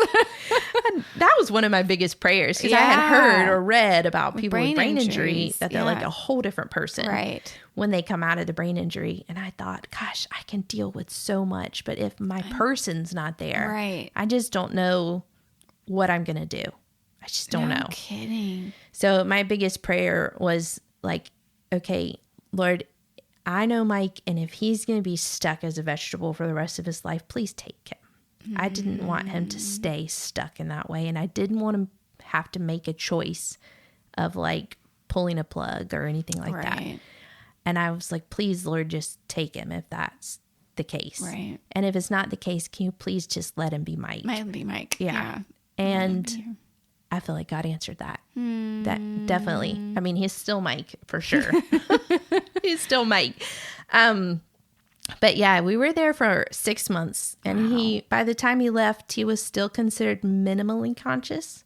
Wow. Which is strange. It's a strange term. So he's like, it's hard to even describe. Like there would be some days where he would really kind of like know who I was and know where he was and what was happening, but like he couldn't remember how to brush his teeth. He couldn't remember how to, like, mechanically, he couldn't remember how to brush his teeth. It was so strange.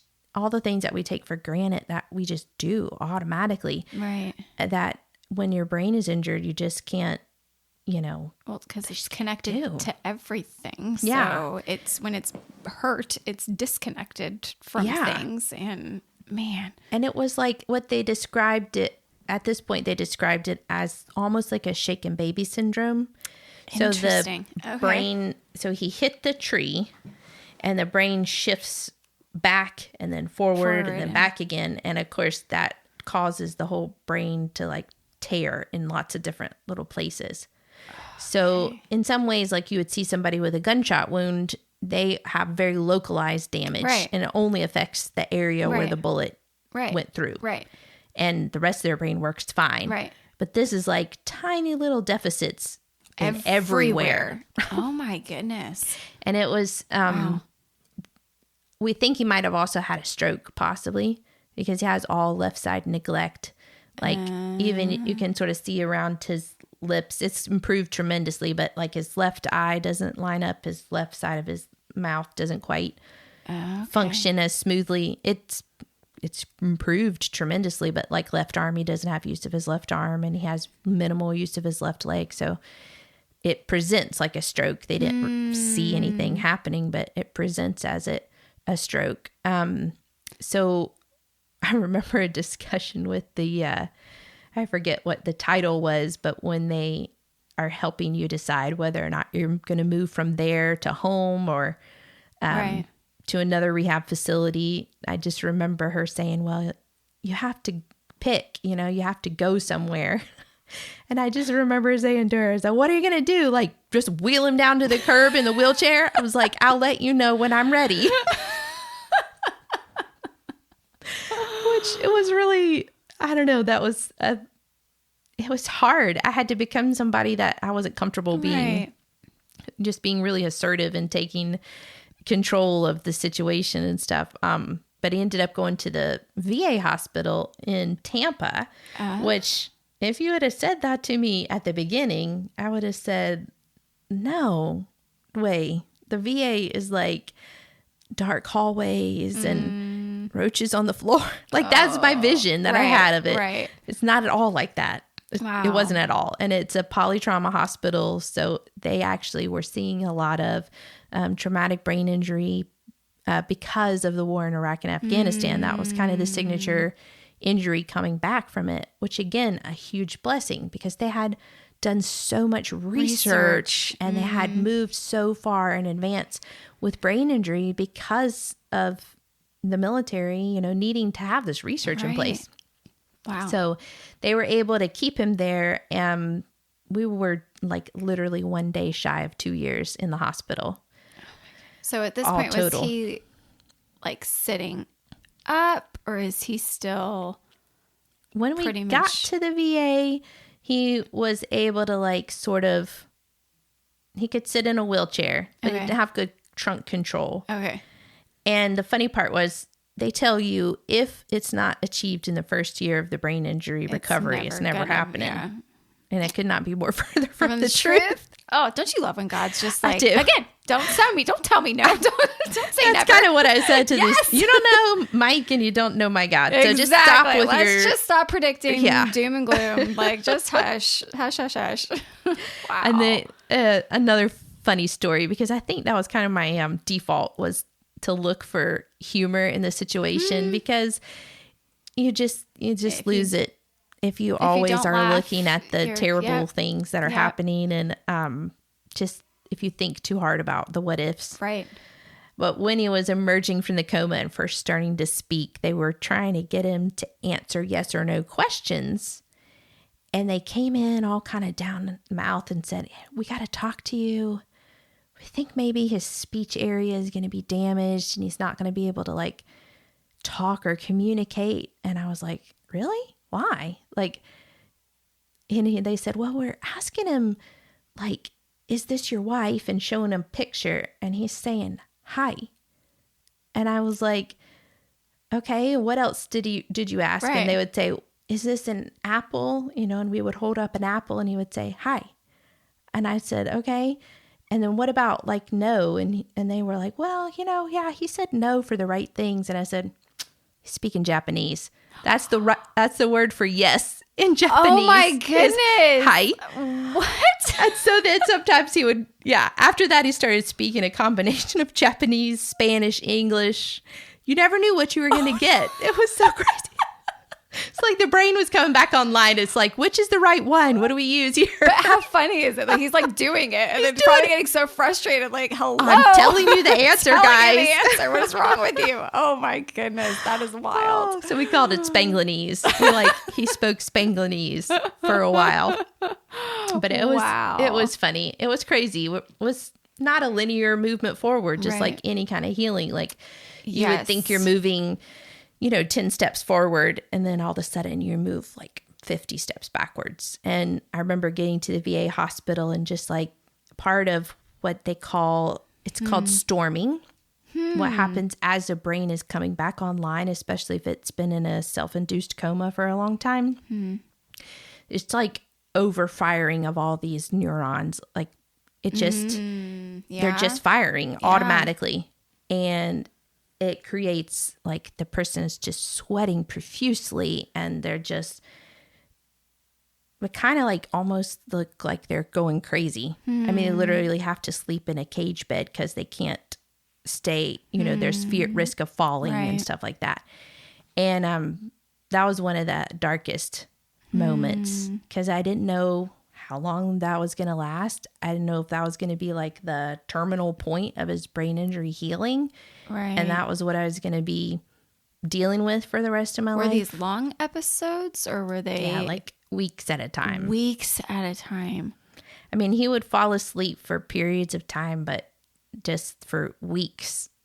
And I actually quit going to the hospital at that time for a couple of days because I just could not bear. There was no point in me being there because he didn't really recognize I was there. And it was just so distressing to watch him have these episodes. But he moved past that, thankfully, and like continued to show improvement. And finally, when he came home, I still did not feel comfortable with him like being at home by himself. He would just kind of forget things and just short-term memory stuff. And when he got home, is he in a wheelchair? He's in a wheelchair primarily, yeah. Okay. He could like climb stairs as long as there's a rail to hold on to, which unfortunately our home that we bought when we were here before the brain injury, everything was on the second floor.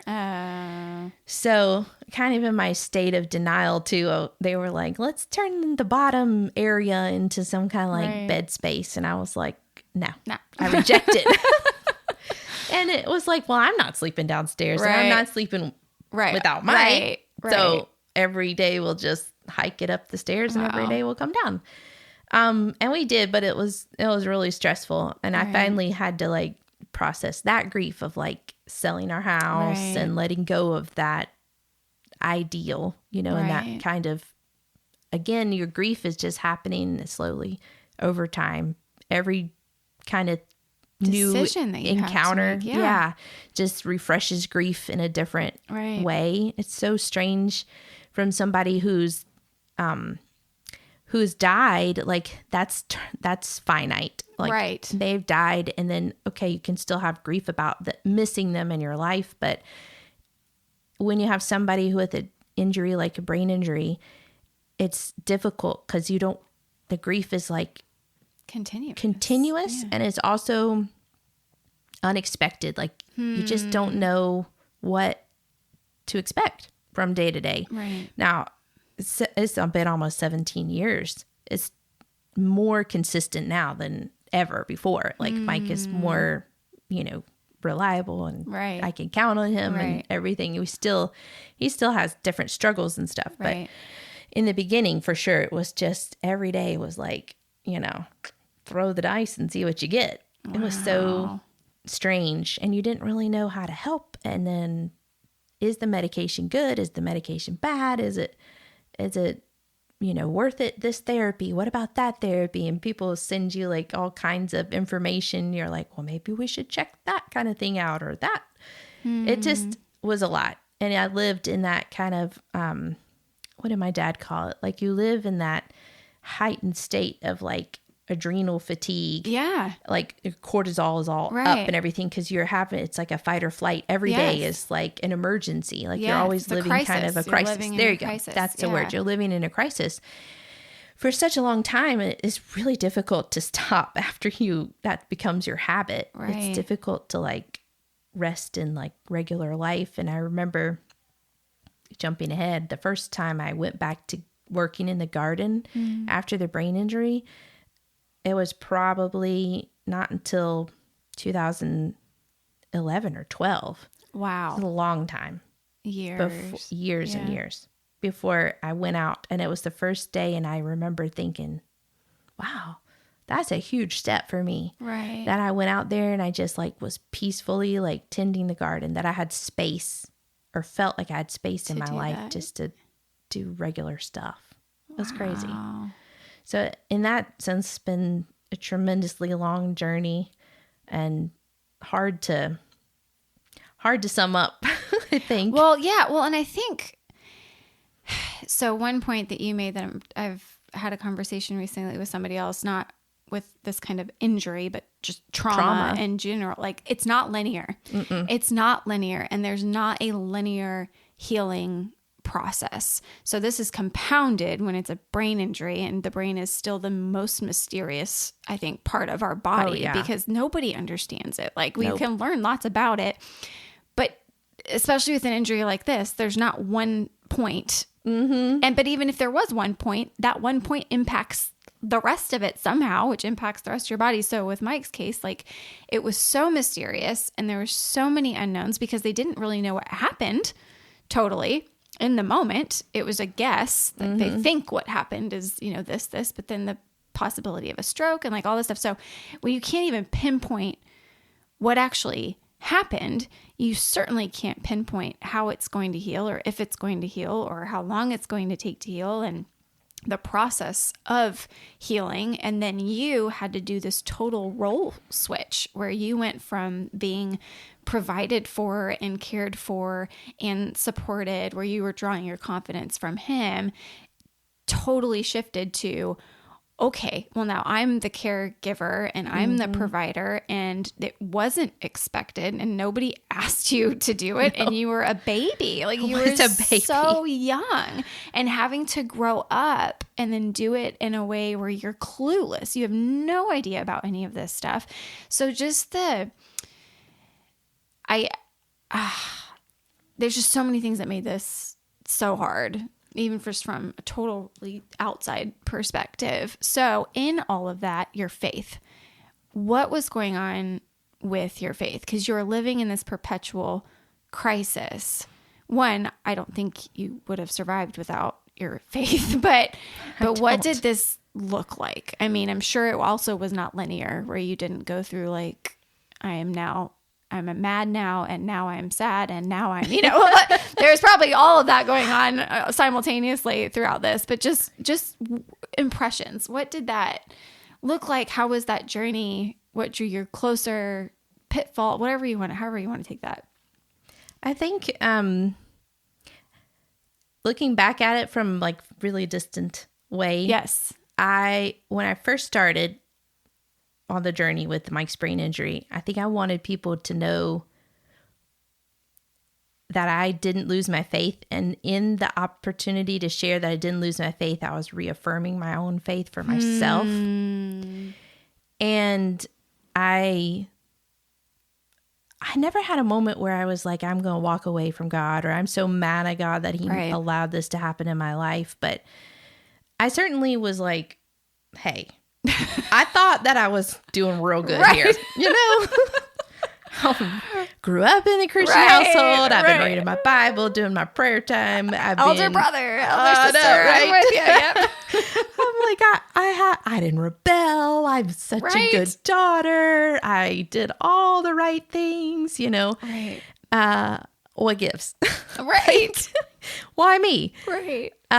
So I certainly had to struggle with that, like the why me part of it. I think since then, growing through it, I would never change this experience in my own life. I mean, I hate the pain that I had to go through, but the things that I came out with on the other side, it's like going through the fire. That's why he uses that analogy that you're being forged in a fire.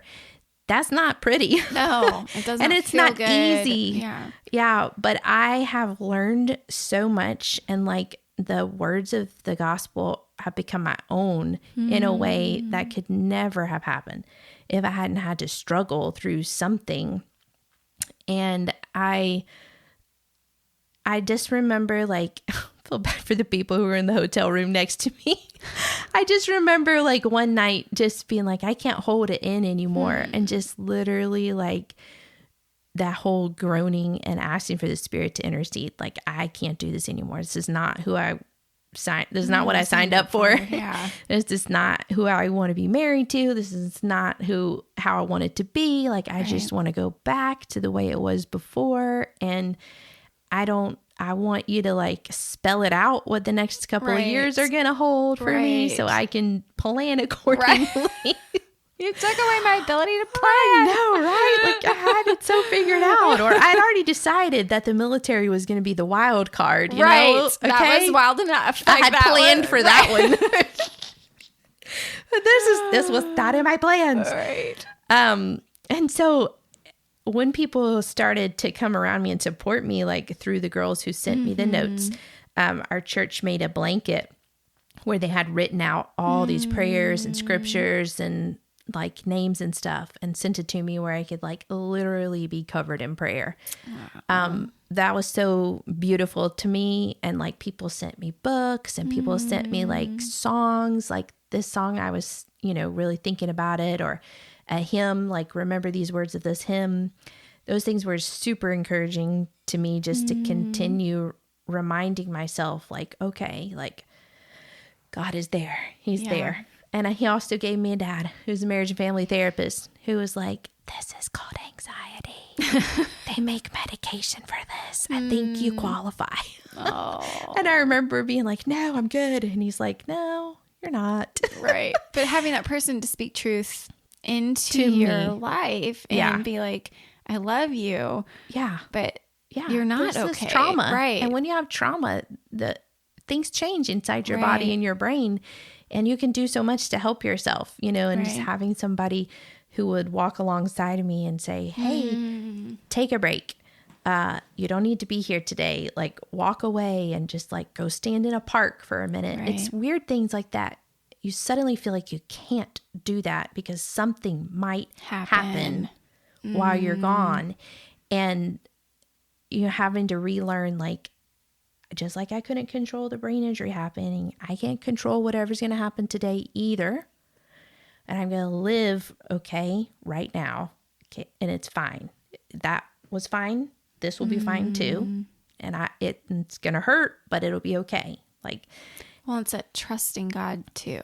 It's like when we try to control things, ultimately our effort to control is usually reveals a deeper level of distrust in God, because when we're trying to control everything, it's because I don't think you're doing a very good job right now. So I'm just gonna take it back. I'm gonna take it. It's that mother hen too. That's in all the women, whether we have kids or not. It's like, I'm good. I got it. I gotta just grip it over here and protect it. Clearly you didn't see this bit of information that you didn't process when you were assigning all these problems. Like, I know you're sovereign and all, but I might have the ground eyes here that I can maybe help a little bit more. But so just learning how to trust him. Yeah. In a real everyday, tangible way. Right. Like, and it's hard. And as much as that has been a part of my life, I still have to do a refresher course every day. Yeah. Now I have kids, and that's a whole different ball game. And, you know, now I've gotten almost complacent. Like, okay, Mike's brain injury is I can count on those things, and I have to continually remind myself, like, nothing is, can we count on anything to be sure, you know, like, but God says, I'm going to provide everything you need for tomorrow. Don't be anxious about it. And I have to look back and say, did God provide everything I needed for me? Absolutely. He provided the people to be with me the day I got the phone call. He provided the hospitals, the care. He provided the people to come alongside of me. He provided our church to be with me when I came back, you know, to this area. He provided so much, as my dad reminded me, abundantly more than I could even ask or imagine. Yeah. And you say that because what we imagine is so finite. And that is one of the things that I've learned, and I am still like processing with, but I really want to communicate to my girls, like, this is not it. This life right here is not it. There's bigger, more important things. And, you know, God's going to be willing to sacrifice your comfort for his glory. And you're good. And are good. Like, yes. Like, it takes us being stripped of our comfort and of our totally just fabricated sense of control. Yeah. Because, yes, to give him the glory, but also to edify us and to grow us. Because like you said, you would not be anywhere near the same person that you are today. Yeah. If you hadn't walked through that valley for the past 17 years. Yeah. And it's just... And I had no idea what was really good for me. Yes. And I think we don't talk about that enough, maybe. Like, we just think so temporally about what's good for us. Yeah, about everything. Yeah. Yes. And we don't know ourselves. I think we want to think that we know ourselves. We talked about this, navel gazing. Yes. We spend so much time navel gazing and thinking that we know ourselves. If you haven't heard that term, it's a real term. It's a real term, okay? It's a real term, navel gazing. Just soak that in your brain. I know, you're welcome for that. But continue. Sorry. Yeah. It's just important that we realize that we don't know ourselves and that God is so much bigger than us. So let him be bigger. Yes. We have to decrease for him to increase. And it's easy to say, again, it is easy to say those things, but when you walk through the valley, it becomes real. So I don't want anybody to be afraid. I used to be afraid. Like, people say waiting for the other shoe to drop. I used to feel that so deeply. And I've been working diligently to not feel that way. And to even pray boldly enough, like, it's okay.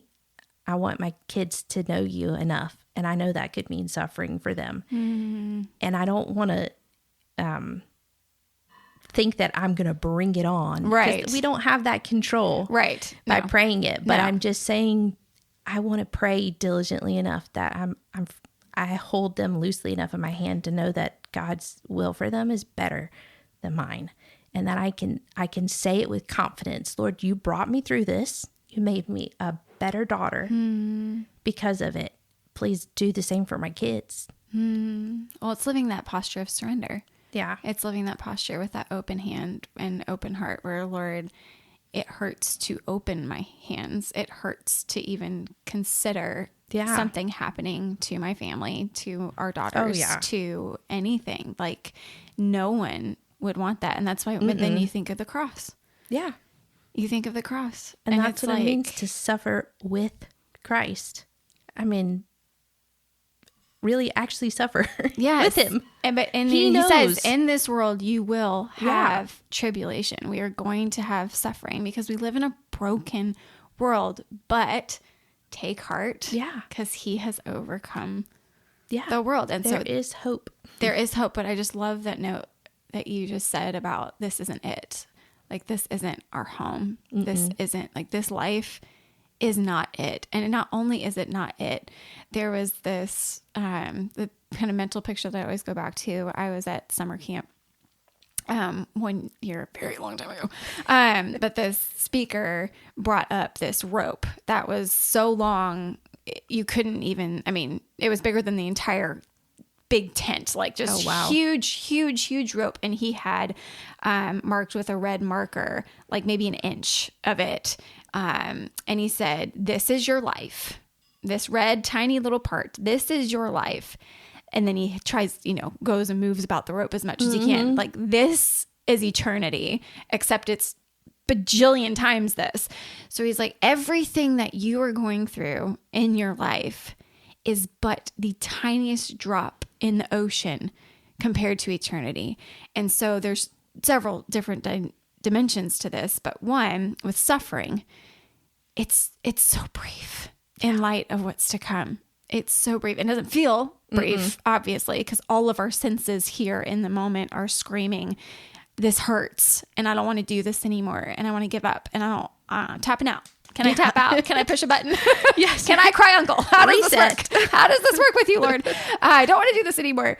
But even that is so temporal. And Paul says that it's just, I count it as nothing compared to the weight of glory that is to come. And so we have hope. Exactly what you just said. We have hope because this is not where it stops. This is not the end.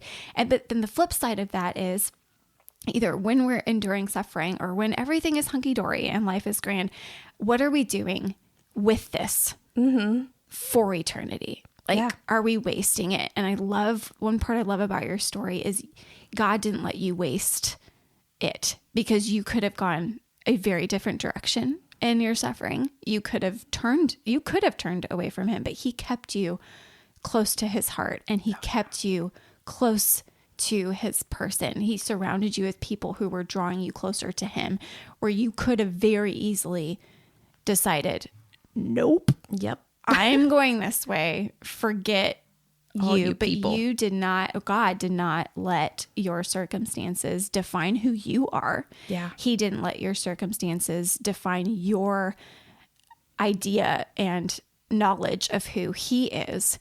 And he kept you, whether you wanted to be kept or not. He kept you. And so there are so many beautiful parts of your story, but that is what I've seen, I think, most prominently is he carried you. Yeah. He really did. Absolutely. He carried you in the darkest of nights and in the highest of highs. he was carrying you throughout that entire time. And he will. And he says that he will. Absolutely. In scripture. And that doesn't mean that, again, it was not easy at all. No. But when you look back, especially when you have so many years removed from it and you can see it more clearly, he does that. And his sovereignty is something that has always mesmerized me. Yeah. And same. when you see it in a story like yours so consistently and so evidently, it just makes me long for eternity. Yeah. Even more. And I just read the other day, and I just sat silently crying, and I just had read, I have prepared a place for you from the beginning of time. And that how patiently he is waiting for us. He was waiting for us since the beginning of time to be with him. And I just thought, yeah, this is nothing compared to that. Nothing compared to that. And he is waiting for me. He is waiting for me. And he loves you enough to make you temporarily uncomfortable. Yes. To get you closer to him. To remove the distractions of what you think is your security and what you think is your identity and what you think is where you're comfortable. And he takes those away because he wants to show you, no. I am your security and I am your identity and I am where you're comfortable. And your heart is only going to truly rejoice when you are in me. Yeah, 100%. So beautiful. Oh, guys, I don't know if you're excited to go to heaven right now, but I am very excited.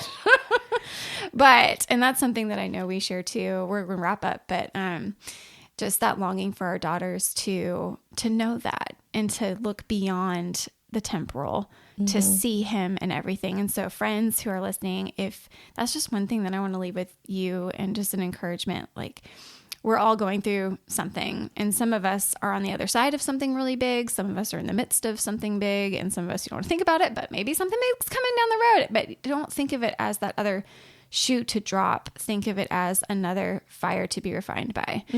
Just like you said, because that's what he does. And he doesn't do it to hurt us. He does it with the go to the gardener imagery in John 15, the vine and the branches. He prunes those he loves. And that doesn't feel good. No. I like my dead branch over here. Thank you very much. What's it doing to you? It doesn't feel good to be pruned. It doesn't feel good to walk through that refiner's fire. However, that is necessary in order for us to not only grow, but to know him more. And that is where we're going to find our purpose and our joy. And that is where we are going to be elated, because those are the glimpses of eternity that we're going to get. Absolutely. And that is why we're here. Yes. It's to get ready to meet him finally face to face. And I've said this so many times. One of my lifelong prayers is, Lord, one of my goals in life, not that I have anything to do with it, but please, one of my prayers is that you would let me know you so well and intimately here that when I see you face to face, after I drop, down on the floor, because I know I'm going to be in awe, but there will be one part of me that says, I really did know who you are. Like, I really do know you. Like, we're going to be, just again, flat on our faces, but that part in my soul that is like, I really did know you and I really did walk with you. And I want that part to be as big as possible here and now, because it's coming. Like, we are going to be meeting him face to face sooner than later. Again, our life is just such a short little blip. It really is. But to just crave him. And so that's my prayer for you, my friends, and just for me in general, is like that he would allow us to know him and to crave that moment where we do get to meet him face to face, and where he will wipe every tear from our eyes, and he will restore everything that we didn't even realize was broken. Like, we have our laundry list of broken things that you can restore, Lord. But he's like, no. I'm going to restore things that you didn't even thought about. You are broken in ways you have no idea you're broken about, but I'm going to restore you. And so, yield to his restoration. Yeah. Yes. In your life. Yield to those pruning shears that hurt. Hold his hand through the fire, because that's the other thing. He doesn't watch us walk through it alone. No. He doesn't just put us on some conveyor belt, some cosmic conveyor belt, and he's like, you need to go through this right now, and I'm just going to stand back over here. No, he walks with us through it. Yeah. Lean into him. Yeah. I think about Shadrach, Meshach, and Abednego in the there. fire, and he was there. He was there. And other people, that's a great point too, because other people saw him. Yes. Other people saw him. And friends, people are watching him in your life. And 1,000%. I know people watched him in your story, Meredith, and watched how you responded and watched how he carried you. And even your broken moments, they saw him. Yeah. And they see him. I've seen him on the other side of it, way far removed. Like, I have no part in the story, but even I am able to see him and his joy in your life. And you probably never thought in those dark, dark moments that would be true, at least to the extent that it is. Yeah. It's definitely not something you're like, oh, good for me. Used in people's lives, but it's true. It's true. And like, we just talked about this in a sermon. Like, the Holy Spirit is more like the judge. He can see all the parts of all the case before him, and he knows all the details. When you come as a witness, you don't know all of everything. You don't know everybody's story, but whose story do you know? You know your story, and you know how God has met you in your life. So when you are speaking to people, I used to be afraid, I think, because I grew up in more of an intellectual Christianity that I needed the right words. Right. But I realized, no, this is my story. I'm a witness to God in my story. Yeah. And it's not my place to know how that's going to intersect with anybody else in the world. Yep. I'm just a witness, and I'm telling what I know about God in my life. Absolutely. Well, and that's what happened in Scripture. Yes. I mean, the apostles were witnesses. That's what they did. They told their story of Jesus changing their life. And that's literally what it is. And we share in that. And we are a part of that same family, and the Holy Spirit that was in their lives and working miraculously through their lives to change the world is the same Holy Spirit that's working in and through us. Don't shut him up, friends. Yeah. Don't shut him up by being silent about him and about how he is working and moving in your life. I'm not saying like you have to be ready at any given point in the deepest pits of your valley to stand up and preach a sermon on how awesome he is. I'm not saying that, but be faithful and lean into him. And then when he gives you the opportunity to do so, open your mouth and just be, but again, to your point, you don't have to have some elaborate speech about the deepest crevices of theology that are mind-bending and, all this. Just speak to what he's done in your life. Yeah. Because that's a story that he has been writing from the beginning of time. Yes. So we could go on and on and on. And I didn't even get to like the second or third part of what I wanted to talk about. So Meredith, you're on notice. You're coming back. So part 2. I don't know if you're gonna hate me for that later or good, but I am just so thankful that you are here. I'm thankful that you've shared that part of your story. And again, we have so many other things that we need to flesh out. So she will be back.